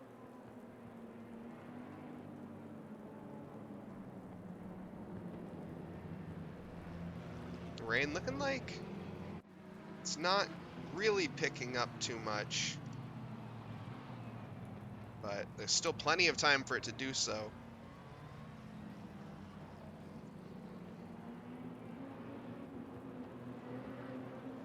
Alright, there is some rain in this session, so watch out for slippery curves and remember to brake earlier. You hear the race director right there saying that there is rain in the session because we are blind and can't see with our eyes. Thank you, race director. Yeah, now it's damp. All right, we'll see if all these drivers can manage to get their cars stopped into turn one as they're lining up Noah's Ark formation 2x2. A lot of these drivers are going to be extremely eager to get this start underway. Going to be on dry tires in the wet. We'll see who managed to get their pressures and temperatures right for the final race here. Kyalami at night, the Trackilicious Summer 2022 Championship. Yeah, this will be the final race of the season. Let's see if any of these drivers want to go out with a bang and finish off on a high note. I was just waiting for the race director to see what they liked until they give the green flag. We're green here at Kyalami, and it's an excellent start there for the Lamborghini of Landry. Looking like he wants to try to make a move down the outside. Lamlin, or excuse me, that's not Lamlin, that's Landry caught like sleeping basically. Or Landry making a great start, Gonzalez caught sleeping. But Riley Muneer managing to hold that going into turn one or coming out of it. Big ol' lunge there. I think that's Ed Kerstetter on the BMW of Lamlin. So far, so clean. Drivers all throughout. We see it two abreast. A lot of drivers are. Padberg down the inside there of Chronotis. Chronotis trying to come back at him. Yellow flag for Tom McDonald. Having a bit of an incident. First incident so far.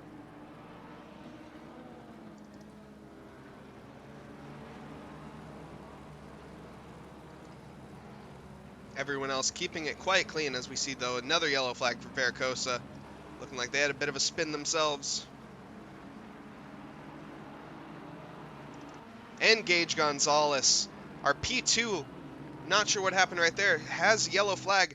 Can I go back to see what happens? He looks like it maybe was just a self-inflicted error. Ran off the track, and now he loses pretty much all of his positions. Down to P30. Gage Gonzalez starting in P2. Riley Muneer benefiting greatly now. Has Landry just to worry about behind him.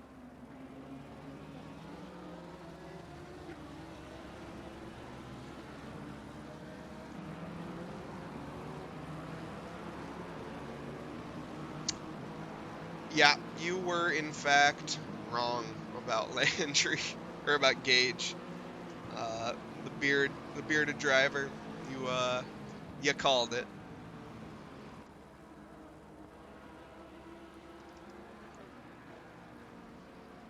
Ed Kerstetter sitting down in P4. Oh, manages to take Duran right there as Duran runs extremely wide off the track. Couldn't quite get the car stopped in time. Loses 3 positions. Lamlin managing to get Quinn Smith and Lamlin managing to get by him as well. And more down the field, we got Mike Burkov here holding off the rest of the pack here of Aaron Kuhn leading the third split.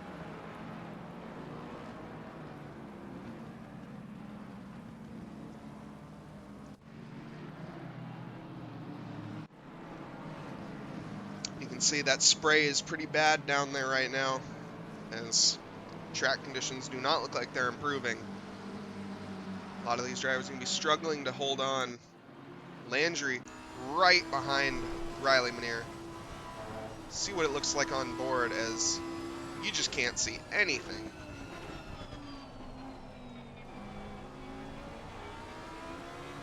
Riley Manier has a bit of a moment.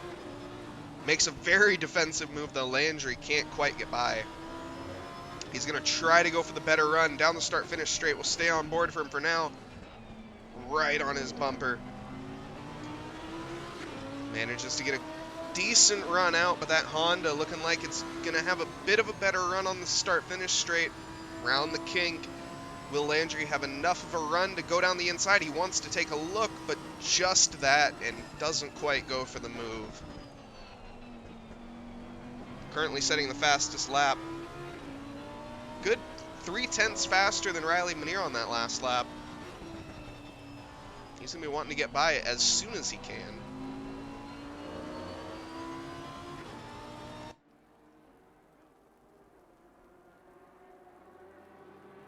This looks like Kevin Yu is going to be getting challenged by McDonald and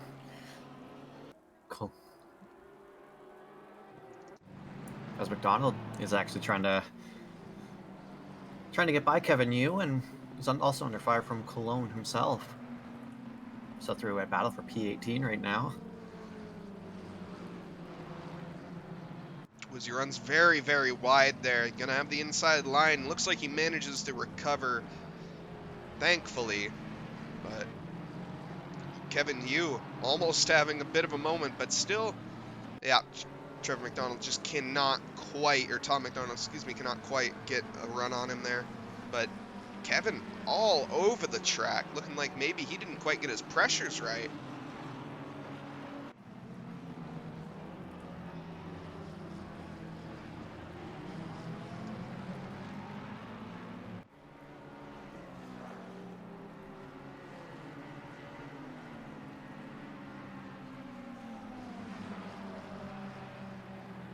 So far, Tom McDonald back under pressure, giving him a second of breathing. But as you see right there, gets by with ease. Kevin Yu gets overtaken by both. Who was that? That was both Provolone and Turner. One turn there. But Kevin Yu wanting to go back down the inside here. Is there going to be 3 wide? Not quite, just about. Kevin Yu wants to make it 3 wide. A little bit of touching between those two McLarens. They almost ended up spinning each other out. Of Turner and Provolone. Who's going to come out ahead here? Provolone looking like he's going to have the advantage, the better run coming out of it, and the inside line into turn 3. He does. Manages to stay ahead for now. Okay, great move there, going into turn 2, late on the brakes and going around the outside of turn 2 and then taking the inside of turn 3. As Turner currently battling drivers not in his class. That's what you love to see, as he is a split 3 driver battling with split 2 drivers right now. So it's a very good drive from Turner, as he had a very good drive last race as well.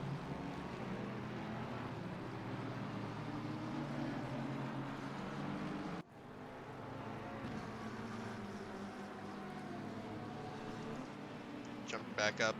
Landry fell back a little bit to Riley Manier, both of them lapping about the same pace right now. Still, Landry lapping a little bit faster. Ooh, and Kevin Yu almost getting rear-ended by the Lexus of William Cologne.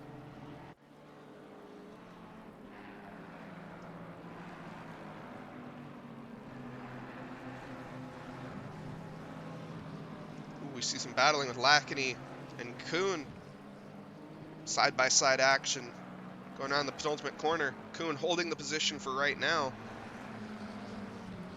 Lackney trying to go around the outside, get the better run on the start-finish straight. Plenty of room.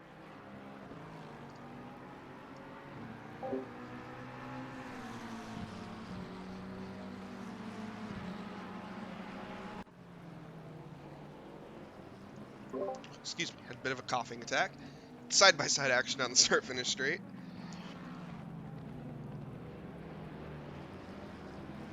Is that a lapped car they're getting by, or was that for position there? A Fallen. The Lexus. Not sure what happened to Fallen there, but...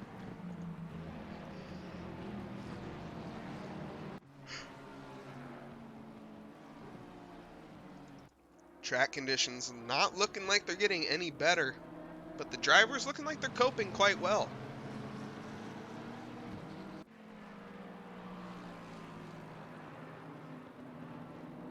Yeah, well, the track should be, the rain should be stopping here in just a few minutes time.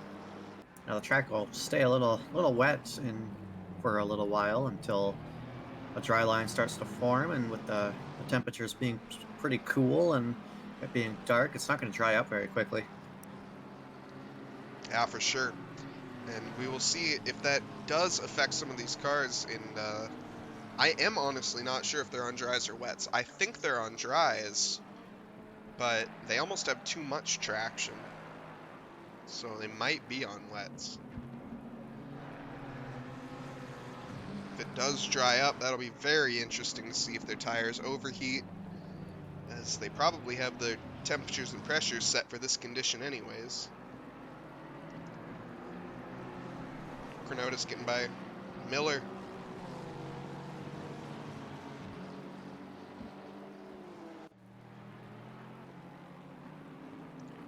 Trying to send it down the inside. They're just having a look at Mastasero. Not quite the best move in these conditions, as it'd be very difficult to get that car stopped in time.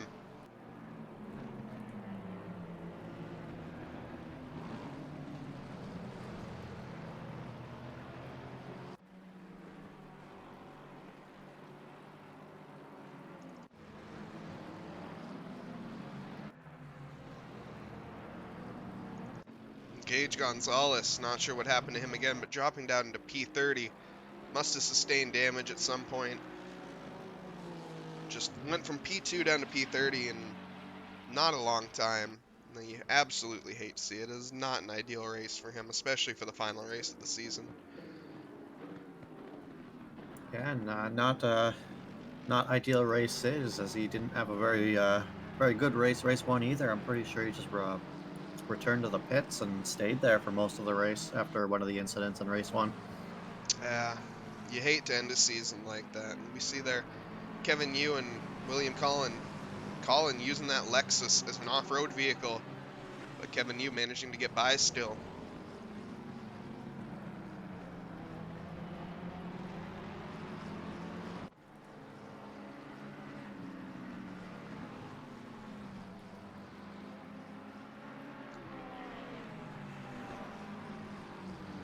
Ooh, and the Lexus of Mastachero runs a little bit wide there, going around the cheetah curb, and he's going to lose out two positions to Miller and Padberg.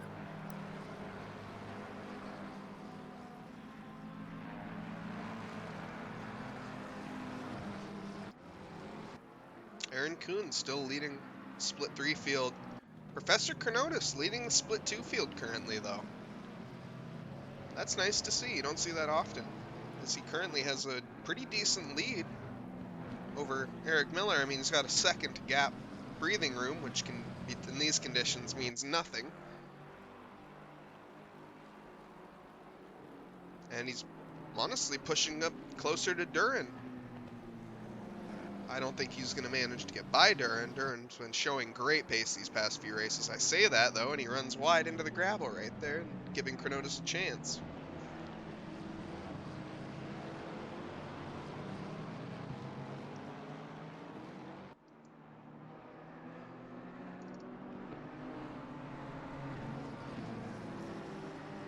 Mike Burkov also wanting to have a look at Mastasero.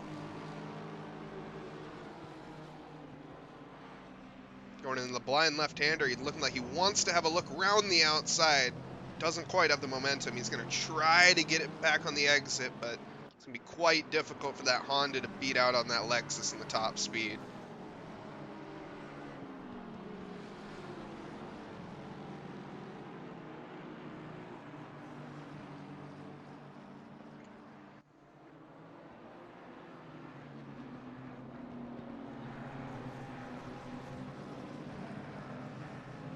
You know, just the pace difference in some of these drivers. Like, you see the top 4 of Manier, Landry, Kerstetter, and Smith. Oh, and Lamlin. So top 5. Oh, no. Just the top 4 have all just run away with it, and then Lamlin is in one of the packs. Yeah, Lamlin definitely holding up the rest of this field here for the boys up front, for Quinn Smith, Kerstetter, Landry, and Manier. Ollie Raza probably not too happy with that, if I had to guess. I mean, he wants to probably change that as soon as possible.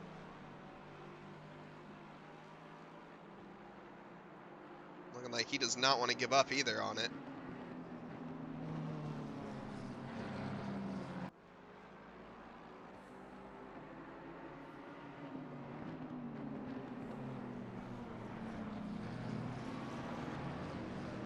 Track doesn't look like it's drying up too much. Pace not really increasing. We are seeing last lap, we did have the fastest lap set with Landry setting a 1:49.5, but that's only a half second faster than the pace was during the heaviest rain. So track just not quite drying up as some of these drivers might want to.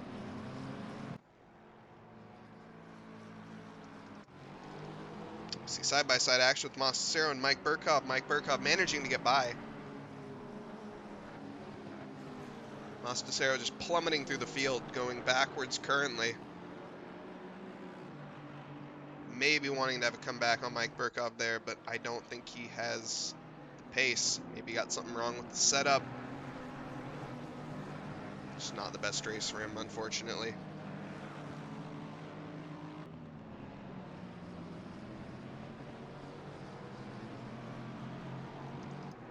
Yellow flag for Kevin Yu. Go back 15 seconds, see what happened there. This is all by himself. Runs off the track into the grass, clips the curb on the rejoin, and just doesn't quite get the car stopped in time for Cheetah. Keeps it out of the barrier, but loses a few positions on rejoin. Could have been worse. Definitely, yeah, I mean, it could have been worse.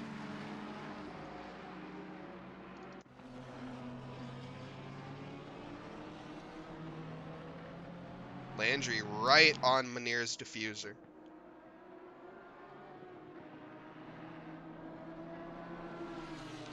Landry been showing more pace than Riley this entire race so far. Let's see if he can manage to get by. If he does, I can imagine he'd pull away just a little bit. But Riley not letting him by.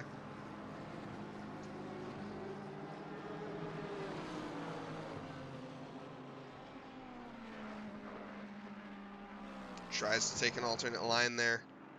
Not the best spot to overtake on this track in the back sector. Does lose a bit of time getting ready for the start-finish straight, but he's still gonna be right there. Not sure he's gonna have the best run. Can hop on board as he closes up pretty heavily, but I don't think he's gonna have the best exit there, as Riley Manier is probably gonna pull away a little bit. It will not look like he does not have an attempt on this lap.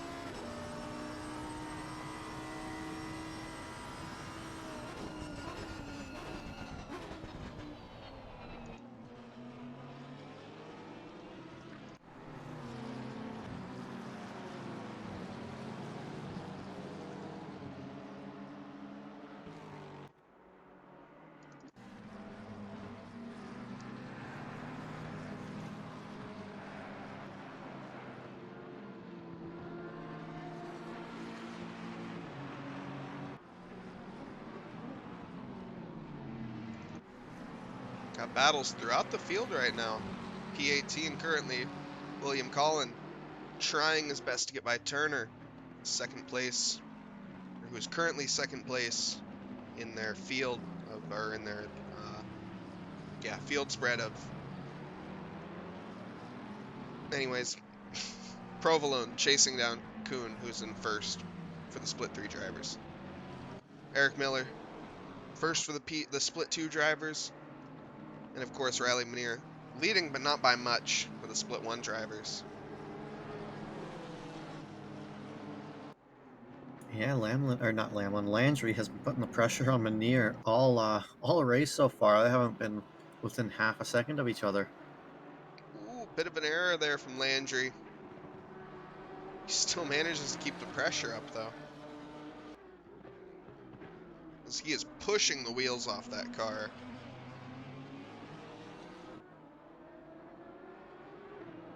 But Riley Manier coping with that pressure very well. He knows how to lead a race. Riley Manier has won championships before. He knows how to keep Landry behind him. But Landry also knows how to overtake, as he wants to send it down the inside, but not quite bold enough. Riley covers him off, and the switchback as well.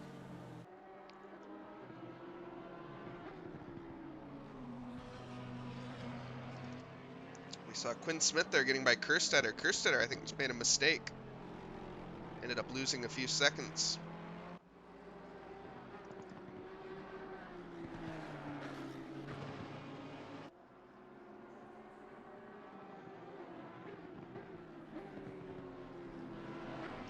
More battling down the field. We have Duran and Eric Miller battling.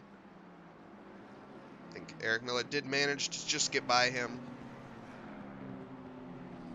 Great drive for Eric Miller. Currently sitting in P7, the leader of the split 2. Side by side there with Duran. Still side by side, setting up to go through the S's. Gonna have the inside line though. Will have the advantage, I would imagine. But Duran not backing out. Manages to stick with him. Eric Miller still holding on to that inside line, coming into the heavy braking blind corner, the uphill. He manages to hold on. Going for the switchback does Duran. Not quite though, doesn't quite get the good enough exit. It's going to be very difficult to try to overtake into this. So looking like Eric Miller has managed to hold off that pressure for right now. And right now there's a three-way battle on for P17 right now between Provolone, you, and Turner. As Turner, it looks like, almost went into the back of him. Back to Oh! Provolone. Excuse me to interrupt, but Eric Miller and Duran went side by side right there. Duran hitting the curb in Cheetah. Gets rear-ended by Padberg, which then I think Mike Burkov rear-ended Padberg and kind of just pushed everyone around a little bit. No one spun, and everyone held their positions, but that was some cars definitely picked up a tiny bit of damage from that, I would imagine. Well, rather that, or if that will make the difference, I'm not sure.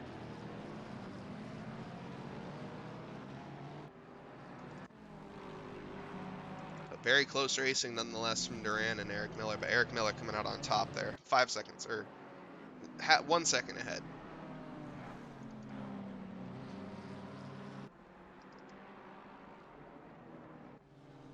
Quinn Smith hunting down Kerstetter.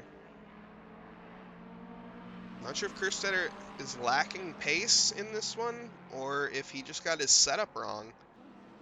But currently, I know I'm saying that he's in P3, but typically I feel like he wouldn't be under pressure this early in a race. He's typically the attacker.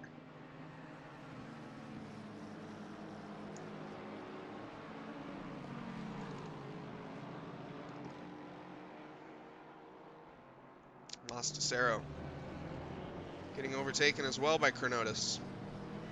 It's not the race for him.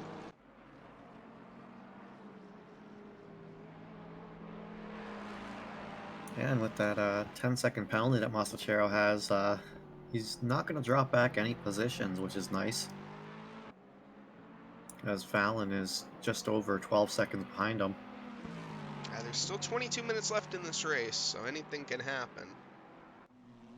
But here we go as we see Quinn Smith ready to go down the inside. Trying around to go down the inside of Kerstetter. Still holding it. Kerstetter runs very wide, trying to carry the speed. Stays in front around turn 3. Quinn Smith, though, trying to come back at him. He's going to have better line going into this turn, but not good enough as Cursitor stays ahead. Will Quinn Smith try to come back at him with a sweeping right-hander here? He does not look like he's going to, as he's just going to stay behind him for now. Wait for another opportunity, as that looked like a very good opportunity for him, but he just could not quite capitalize. Kerstetter, though, running wide again, as it looks like Kerstetter is pushing to the absolute limit right now, trying to keep Quinn Smith behind him.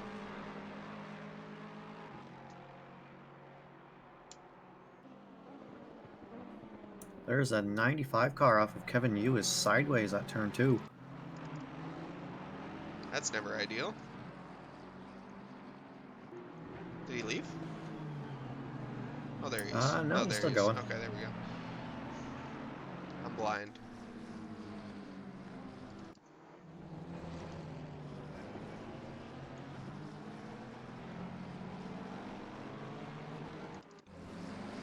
And Kuhn, Turner, and Elmer, all for the split 3 drivers, within 1 second of each other, battling for P17, but P1 for the split 3. See how this battle manages to turn out, but Portis, who unfortunately just did not have a good race, getting spun off track. And or I'm not sure if that was a self. I don't really remember what happened to Portis, but I just remember he went off and is not having a good race as a result. But Kuhn so far doing a good job holding the pack behind him. But looking up the field though, Kronotis all over Mastasero.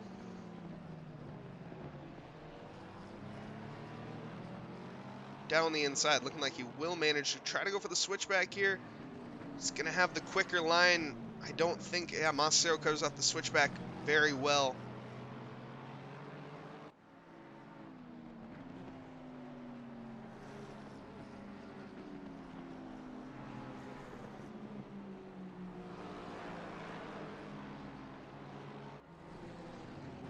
Oh, and Kronotis running very wide. They're going to lose quite a bit of momentum. Have to wait for another move on Mastasero. Further down the field, we see Kuhn and Turner battling, teammates. Aaron Kuhn managing to overtake Turner for now. Elmer right behind Turner now. But these two teammates wanting to have a battle with each other. Team orders are off for this race. So we see him running a little wide. Hopefully that we won't see any track limits, I hope, as this is a 45-minute race, so it will be possible for sure to get track limits. It's not the hardest track to do so. Yellow flag for Ollie Raza. Not sure what happened to him there. Looked like maybe he had a bit of an off-track excursion, but not too bad, as he only lost a couple positions, if I'm not mistaken.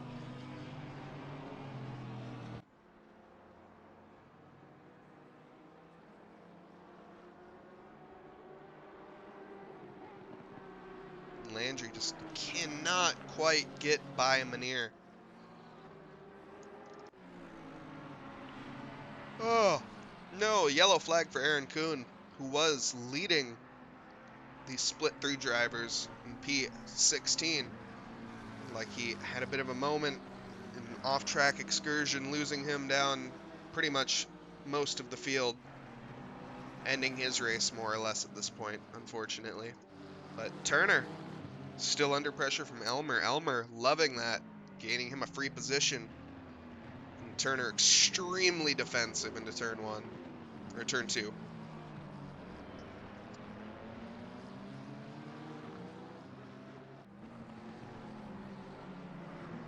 As it just looks like in the second race, Landry just doesn't have an answer for Manir.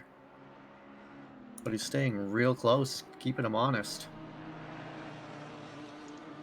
Yeah, there's still plenty of time left, but it does look like Landry has not been, he has not had the sandbags on. As you said, though, gets the inside line. He's going to have the advantage here coming down into turn 2. Riley Manir, what is he going to do? Is he going to manage to go late down the brakes? We'll see. Landry Side by side, they make contact. Big bump in the straight. Landry does manage to slow the car down, gets it stopped in time, but Riley Manier going for the switchback. Landry holding the inside line, though, is going to have the advantage here, but not anymore. Riley Manier holds the position for now after that big bout of contact on the straight. Luckily, no one's race got ended there. So it was a big challenge from Landry, and Landry I don't think is done yet. That was it's a big move from Landry, but that outside line going into turn one, turn two, and then having the inside line into turn three, and seems to play into his favor there. Yeah, if he didn't have that little bit of contact on the straight, which I'm not really sure whose fault that was or if that was anyone's fault, he definitely would have had that overtake done, but unfortunately has to wait.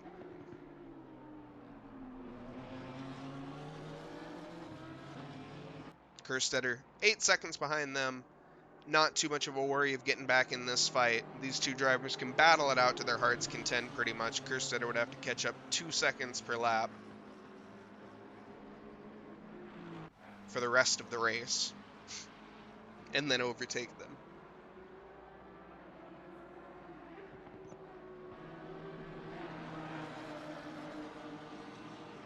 But yeah, as you were saying, Landry just not quite having the pace.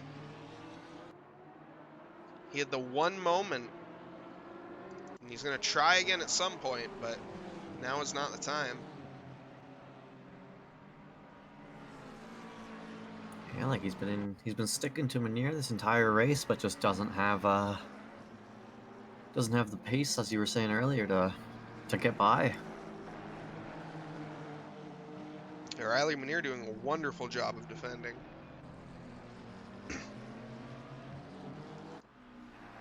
And that's pretty much one of the only relevant battles on track. We got Mike Burkov chasing down Eric Miller, which I guess we can stay on board with for a little bit, as he does have a pretty good run onto him here.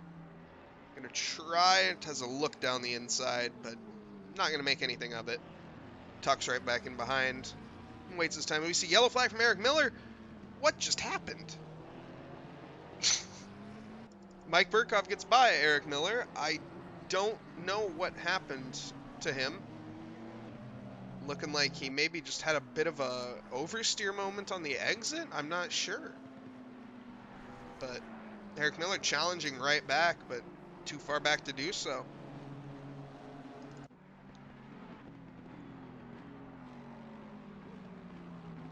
Provolone and Portis battling it out for P16.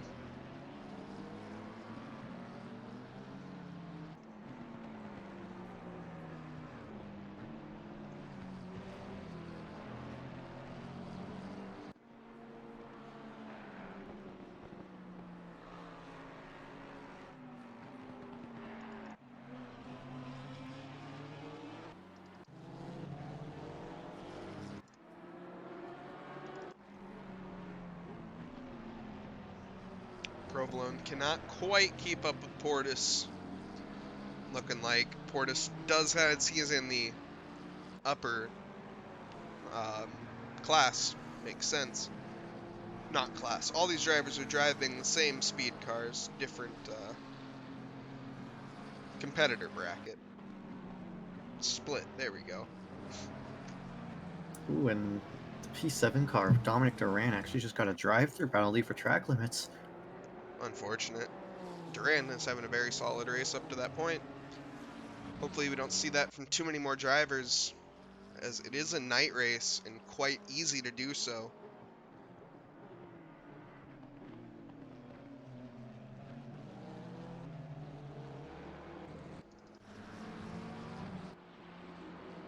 Aaron Kuhn chasing down Eric.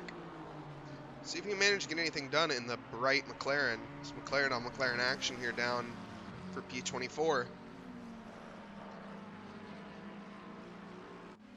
Trying to take the alternate line. Not quite. Doesn't make anything of it just yet.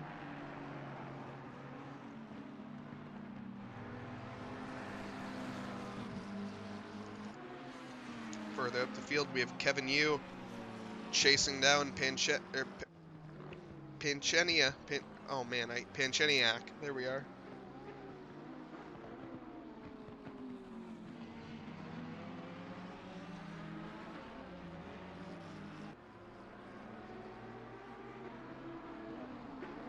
Seems like these lap times improving every single lap.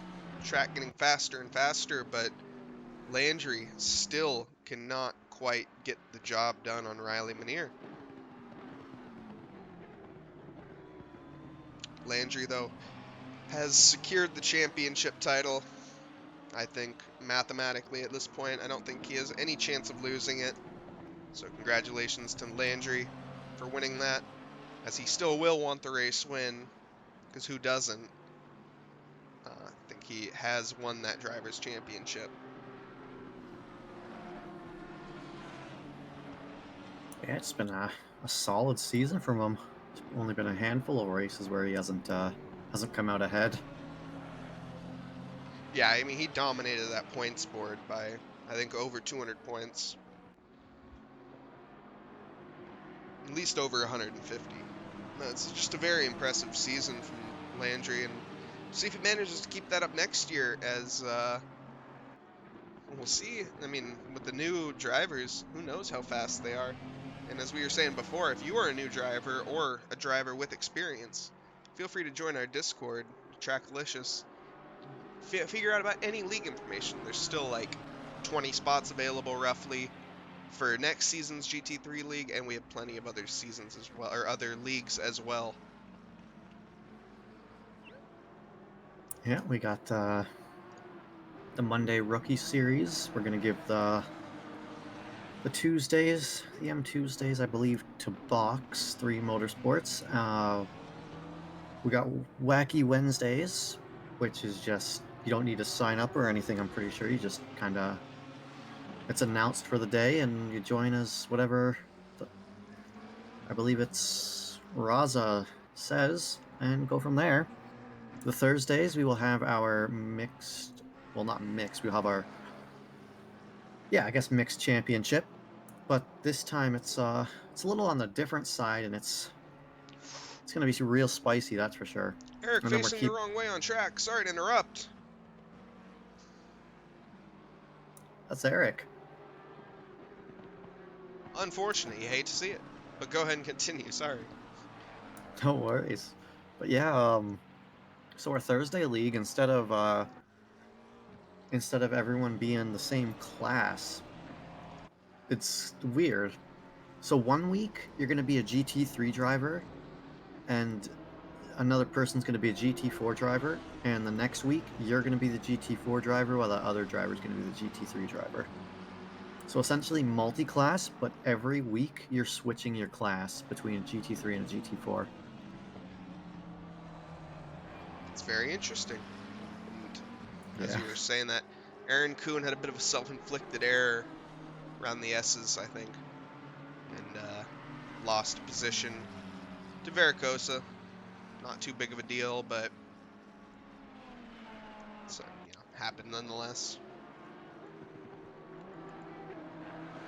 And Landry coming up to, or Riley Manier and Landry coming up to lap traffic, as they've been battling it just a little bit. We'll see if Landry can get an advantage in lap traffic, but Landry just struggling to get by Riley Manier this entire race. Just been, as you said, right there, half a second the entire time.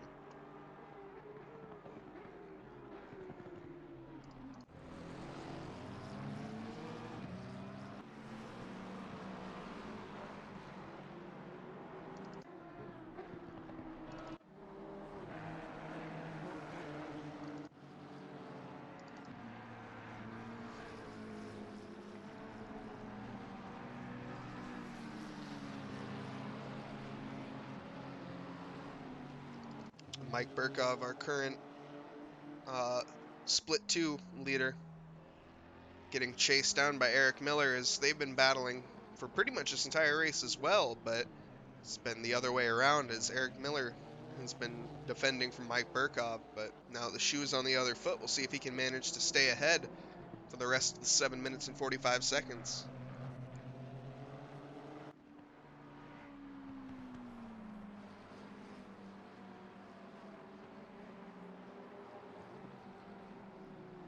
if you're Riley Manier, this race is probably lasting an eternity, as you have had no breathing room between you and Landry this entire race.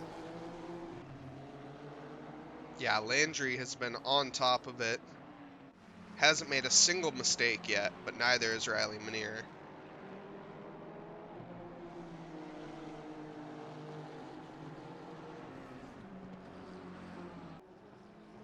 Still 7 minutes to go, a couple laps to go. Anything could happen. This battle could spice up a little bit in these closing couple of laps. And Dutista, if we can stick to English here, unfortunately your commentators are ignorant Americans. Well, ignorant American and ignorant Canadian. So we can't read that.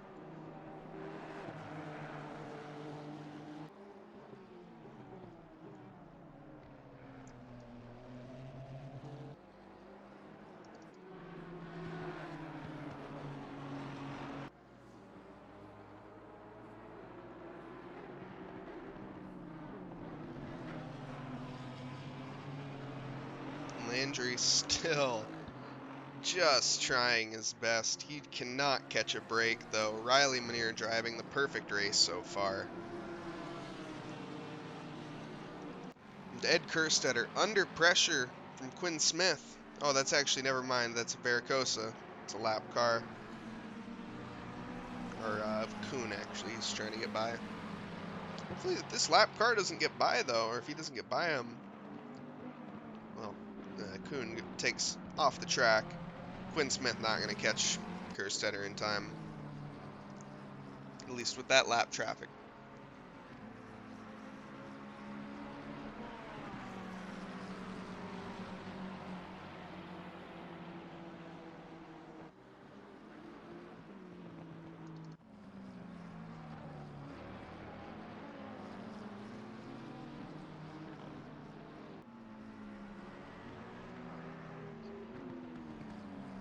Cars all over the track at this stage. Everyone getting lapped and everyone lapping someone else, it seems like. But our two leaders, Riley Manier and Landry, absolutely smashing it so far, driving just an amazing race. Landry just cannot get by Riley Manier at this point. Kerstetter does not look like he will be catching up, and Quinn Smith might manage to catch up to Kerstetter by the end of this, depending on any mistakes. But Quinn Smith himself actually has an 11-second gap to Lamlin, so not much to worry about. He can go and push, try to get by Kerstetter, and afford to maybe make one or two mistakes. But Eric Miller trying to get by Mike Burkov, just absolutely trying his hardest, could not quite get it done around the start-finish straight. Probably going to have to wait again. I say that, and he wants to go down the inside. He does, but Mike Burkov covers him off. Eric Miller is forced to let off the gas just a tiny bit.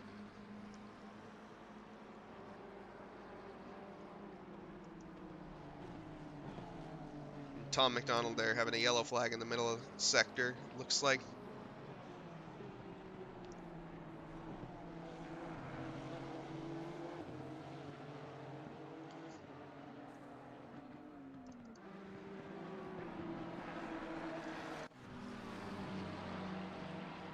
Coming down to our final 3.5 minutes here. Riley Manier currently with the fastest lap, but that has been changing hands the entire race between Landry and Manier, as their fastest laps are actually 4/10 off of each other. So Riley Manier has found some pace here in this final bit of the stint.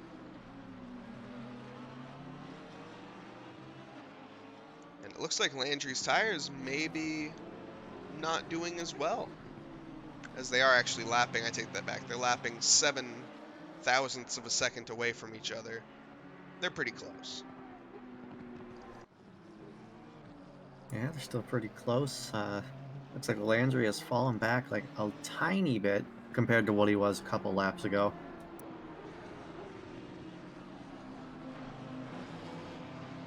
As Riley Manier coming up to lap traffic now. You see there, Tom McDonald letting them by very respectfully. But massive pack of lap cars here coming up. If Landry has any chance at all, now will be it. So he did have one chance earlier on in the race where they had some awesome side-by-side action, but have not seen that since then. And we see, speaking of side-by-side action there, with Colin, and I think that's Portis. Or did the Fallen, that's Fallen and Colin. Colin coming out ahead of that battle so far.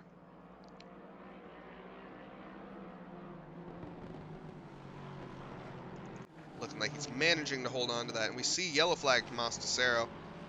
Maybe a bit of a self-inflicted error.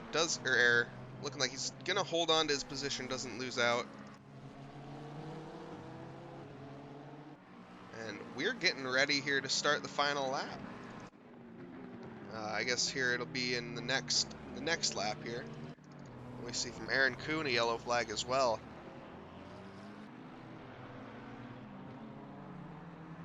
A lot of these drivers starting to struggle.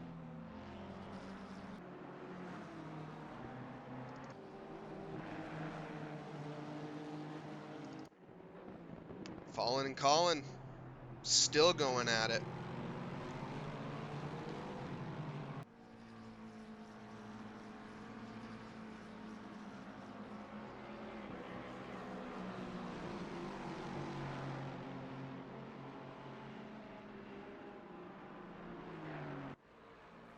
And we might actually see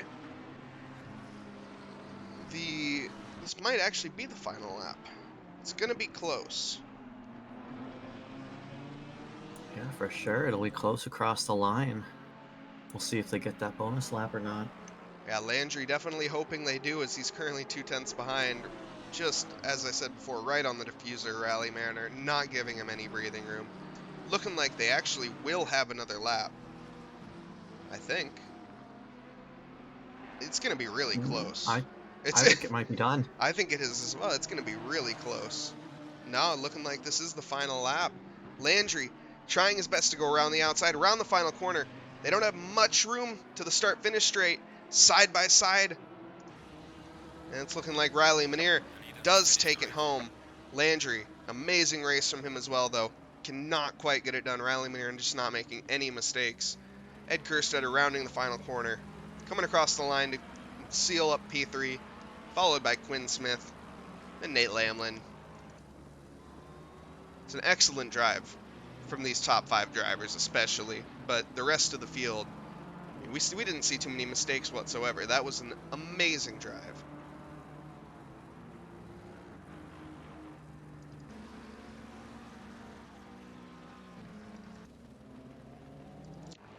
We actually have... There was a couple mistakes from some drivers, but for others, they didn't put a foot down wrong at all. Portis still trying to get by Fallen here. Doing everything he can.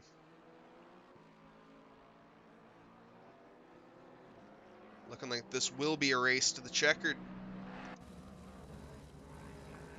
Fallen holding him off for now. And we see a drive-through penalty for Colin. I think that happened on the final lap there. That is unfortunate. But Portis not quite fast enough to get by Fallen there at the end. Fallen sealing P13, Portis P14.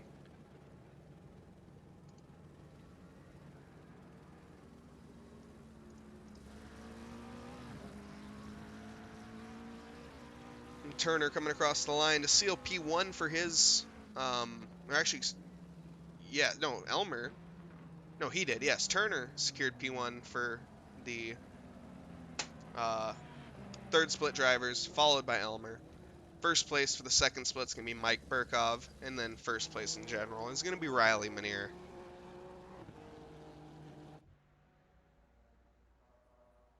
Green light. Give it all you can. Are we going to be getting interviews, or... Yeah, we'll probably get some interviews going if people want them. All right. So we will have people joining us momentarily, the leaders and race winners. Probably just of split one. We might have our other splits in here, not sure.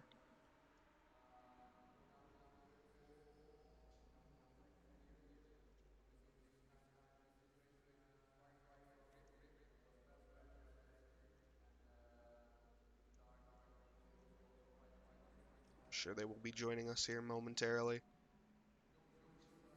But thanks to Yeah, but everyone who joined us. Go ahead, though. yeah, I was gonna say that is the championship. That's it's the end of our finale, our 2 races, our final round. We made for a very exciting championship. Not the most exciting in the standings, but definitely on track with these conditions. Definitely put some interesting results on the board tonight. Yeah, absolutely. Some to be expected, some absolute heartbreaks, as we had earlier. Gage getting a prediction, or Rivera predicting that Riley and Gage would be on first and second, but Gage getting knocked out. And now we have Eric with us. Hey guys. Hi, Eric. Hey, Eric. What a crazy night of racing, huh? Yeah, you didn't do that great. No, I don't really have much of a reason for it. I don't understand how everyone else was going so much faster. That's how it goes. Yeah, today was definitely not my day. But that's okay. Looked like there was some crazy racing all the way through though. Yeah, for sure. Are we gonna get some other people in here? If you tell me who they were, I can go get them. Okay, so It for was Riley, Kerstetter in P3, and P2 I was got Gage, everything or not for Gage. race 1 and 2. Okay. So we got for race 1 we had Landry, Manier, Kerstetter. Split 2 we got Cologne, Chrono, and Miller. Split 3 Turner, Kuhn, and Orozco. Top 3 for split 1 didn't change in race 2. For split 2 we got Burkhoff, Miller, and Chrono. And for race 3 we have Turner, Elmer, and Hopkins. Or Shoot. split 3, race 2. Okay, we got Manir and Kerstetter here, and I'll go try to find some of the other names. Yeah, see if they want to hop in. Thank you. Riley, you must be sweating. He actually he gave me a message saying for him to go last. I mean, he's right. I am sweating. That's for damn Yeah. sure. I bet. Well, we'll start with Kerstetter then. Kerstetter, just kind of you drove your own race there. Yeah, I had a little dunce moment there. I kind of zoned out and missed my braking zone in the turn one by about 50 meters. Looking at the wrong brake marker. Had a good little scrap with Quinn there, but other than that, I was just kind of on my own. Not quite quick enough to catch the guys in front, and just fast enough to keep Quinn behind. Yeah, I know that was a very good drive from you. Like I say, nothing really too notable. You just kind of you started and you finished, and you ended up on the podium. Yeah, I had a little contact with Lamlin, I think, on the first lap on that long sweeping right-hander. I think it's just a little bit of wet, you know, sliding around a little bit, but that was really it. Other than that, pretty pretty uneventful. Good way to finish the season, I guess. But congrats to man, those Riley was super quick. I was watching the deltas, and they were just. I think I'd be on a really good lap, and maybe I can catch them, and then with the drying track conditions, I was like, okay, I'm going to run 3/10 faster than the purple lap, and then they would run like 6/10 faster than the purple lap. So it was kind of fun with all the changing track conditions, but those two were in a league of their own tonight. Yeah, absolutely. And Landry, I'm sure you're a little frustrated at that, but absolutely, I mean, 5/10 behind, well, half a second behind the entire race. I'm not frustrated. That was amazing. Okay. This is what we need. This is what I came here for. This is the kind of racing I want, and Riley delivered, man. That was just amazing. I tried everything, man. I even closed my light. I did the Takumi thing, so Yeah, it was really good. You almost had him. I don't remember which lap Yeah. it was, but you had that one chance on him where you went side by side and made that bout of contact on the straight, but that was the Yeah. closest you came, I think. Yeah, absolutely. The Honda just comes out of the corners. I think I had the braking, and then Riley was just pulling out of the corners, and nothing I could do. Even with the Lambo having a little bit more top speed, Riley was dealing with it really well. So yeah, amazing, amazing 45 minutes. I'm sweating like crazy. It was amazing. I am too, man. I'm just dead. I am out of breath. I'm out of I can't think right now. It's so insane. Well, that leaves us with Riley for the race winner of our second race. So Riley, how you feeling? I'm honestly, man, I'm kind of crying right now. I'm not even kidding. I'm gonna miss this group so much, and to just end the season like that. I mean, what a way to go out. Yeah. Like, Yes. I'm I'm in tears right now. Hey Riley, you know what you said like last time? You were like studying and everything, but if you do like team events, always DM me. I'll be there, man. It was just um, amazing. All the I would guys love had to be on a team with you, Hondas. man. Hell yeah, Riley. Ugh, Let's do it, like, man. Like Head, fucking Quinn, you, all Gonzalez, all of you guys, man. it's such a Lucas, Jesus Christ, like it was really cool. it's such a pleasure racing you guys. Like I always know when I come here, I'm gonna get clean racing and I'm gonna get fair racing and like just trying moves. Like I could not have ended my time here on a better note, and I'm so happy I got the chance to race here one last time before. Paused your time here, not ended. I pause. Yeah. You're right. You're right. And I don't know, maybe there might be a special event coming up. I don't know, maybe in like September 17th that might be 24 hours and like 4 tracks Uh, and stuff. I don't know where that would be hosted, but you guys might have heard of it. I I wish I could. I'm gonna be away. I'm gonna be out of town. Otherwise, I'd do it in a heartbeat. Yeah. But yeah, just an incredible experience racing here with you guys. There are Well, still spots available to anyone who's watching right now. If you don't join, you're doing yourself a disservice. It's such a good time racing here, and you will find someone your pace to race with. well, for those that don't know, Mr. Munir is going back to school, to try and get his master's in architecture. So when he comes back, he'll be a Master Riley rather than just a regular Riley. So, we wish him the best of luck. What a way to, end this season for him and put a pause on sim racing to focus on bigger and better things and come back, hopefully in the future. I also want to just say a quick, just congratulations to Landry, dude. You drove your ass off this season, and it showed. You won the league by an insane amount of points. Well done, sir. Just thank you, incredible pace. thank you so much. Yeah, consistency, guys. It always work. Let's go. Absolutely. Yeah. Well done. Thank you, Yeah, congrats. thank you, guys. All Um, right.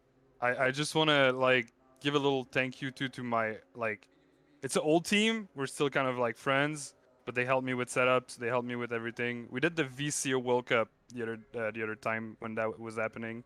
Jonathan Boivin, Ismaël Labrec, and Ludovic Daou. These guys are amazing. Thank you. And EGT Canada also. This is like the league where I come from. I've been racing them for like 4 years. It's the only like league in Canada. But I'll try to join, Eric. I'll try to join. For me, like it's gonna be a little bit hard with work. It was already hard to do Sundays, so hopefully I can do it again. Yeah. Well, uh, we're glad you had a good time here, and I'm sure these guys are gonna want to give you a little bit more of a challenge next season. So we hope that you join. There's only 11 spots left, so you better decide quickly.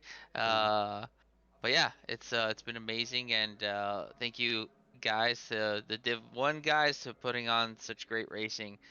However, that's not where the great racing ended. We have Mr. Bronson Turner in the booth with us.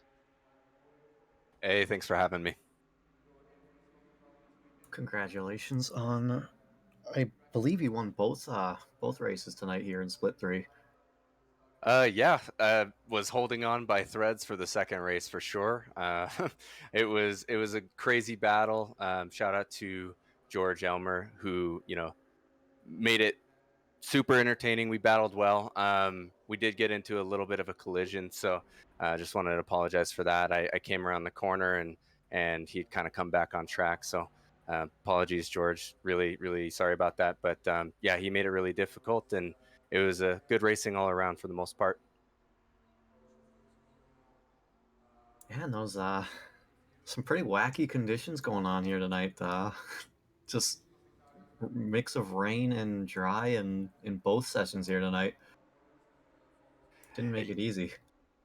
Yeah, my car was gone. About halfway through, I literally was just, it was all I could do to hold it on track. So definitely crazy.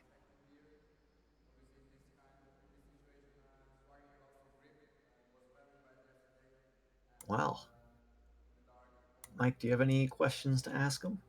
No, not really. I think that was just an amazing race from everybody once again. I just want to give a quick thank you to you guys here with doing the interviews and all the other drivers in the championship. Of course, they provided for some great racing here this season. A big thank you to you for streaming all these races. I know it's not a small amount of work to do it. Both you and Mike did an excellent job this season. We really appreciate it. Absolutely. Thank you. Yeah, you guys are awesome. On behalf of the entire community, I wanted to thank you guys for doing it, and I believe we've temporarily locked in contracts for next season as well. So sounds like Reed will be coming back for Thursdays, and Mr. Nause will be coming back for Sundays. So excited to have both of you guys back, and appreciate your continued hard work. Of course, of course. And yeah, you make us sound like we're paid. So full disclosure, um, we have gone ahead and not just yet, but Reed's in Canada, so it's a bit tough to do so. But we're gonna be contributing the Twitch payments or Twitch earnings so far to Reed, considering he came in first, and then once we get our next payout, Mr. Nause shall be going to you. Oh, So well, it's a little bit, not a lot, but it's just a small way of saying thank you for what you guys do. that's awesome. And we got Mike Burkov in here now, who won the second race for the split two. Hey, I don't Mike. I don't even know how you won that race, but you did. I got a little lucky there with Eric made a little spin and I got by him. Same guy I was fighting the first race. Yeah, Eric was all over you on the Eric Miller, that is, was all over you Yes. on the I mean, he was all over you. Yeah. There was no question Yeah. about that. Yeah. But you were all over him as well. Yeah, the first race until I made a bad mistake there, but that happens. But I had a lot of fun. It was a good race, and didn't expect to get the Division W the second one, but it just a couple of people, had incidents. Unfortunately, I hit Chronotis there. Sorry about that, but it was just a tight spot.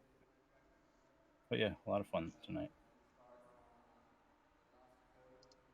Awesome. Well, also thanks to Eric for, hosting this and everything. Also, huge thanks to Box 3 and 949, even Zealous, all of the sim racing communities that have come together. The Portuguese Racing League. I mean, there's so many communities that have come together. Racing team, racing club. I don't remember. Anyways, um, I it's think just. you're referring to Puerto the Rican. Puerto Rican racing. Did I say Portugal? Yeah. Yes. Nice. It's at least it's not Costa Rica. So, I think the running Oops. joke's gonna be to call them anything but Puerto Ricans.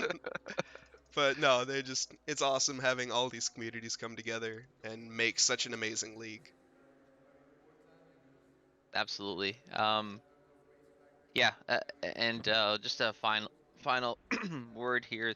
Thanks to all the admins and the stewards. I mean, those guys put so much work into it, and they aren't paid.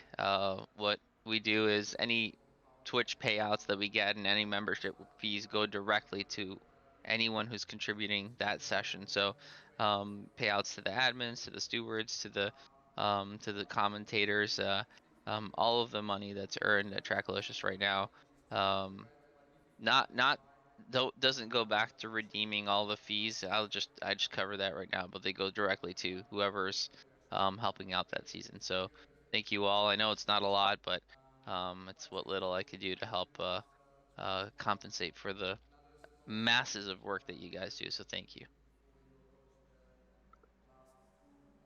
And I guess we can go ahead and send this raid off to, or send the stream off to another stream where I have already. I suck at this, as he's going to be racing some Assetto Corsa Competizione. As he does, I think, always at this time on the weekends. Make sure you guys say hello and check him out. But final word from anyone else, because, I mean, just other than that was a great season. Yeah, just Absolutely great season. it was a great season from everyone. Again, I want to thank all the admins, the stewards, everyone behind the scenes who don't really get the credit they deserve for putting on such a great league. And yeah, we look forward to seeing all you guys next season, and hopefully bring some more racing action, and hopefully see a few change up in splits. Maybe we'll see Burke off in split one if he puts his foot down a little bit more. Maybe. There's No, definitely a chance. no comment. For the record, Burkoff is a split one driver. I think he was nursing some injuries, which kind of bumped us into maybe considering him for split two. But he's a split one guy all day. I appreciate that, but those top guys are second faster to me. That's a little frustrating. So, yeah. Hey, just Riley. Good luck in your endeavors, and thanks for the tire pressures. Anytime, brother. Anytime. And on that note, we're going to bring this down to an end, so I'm just going to deafen real fast. And actually, Reed, here, let's go up to the green room. So that's going to be it for us tonight. Reed, massive thanks for being aside of me in the final race. And yeah, if you can go ahead and close it out. Actually, I think the stream is Yeah, the now raid just went off, so we're good. sick. Perfect.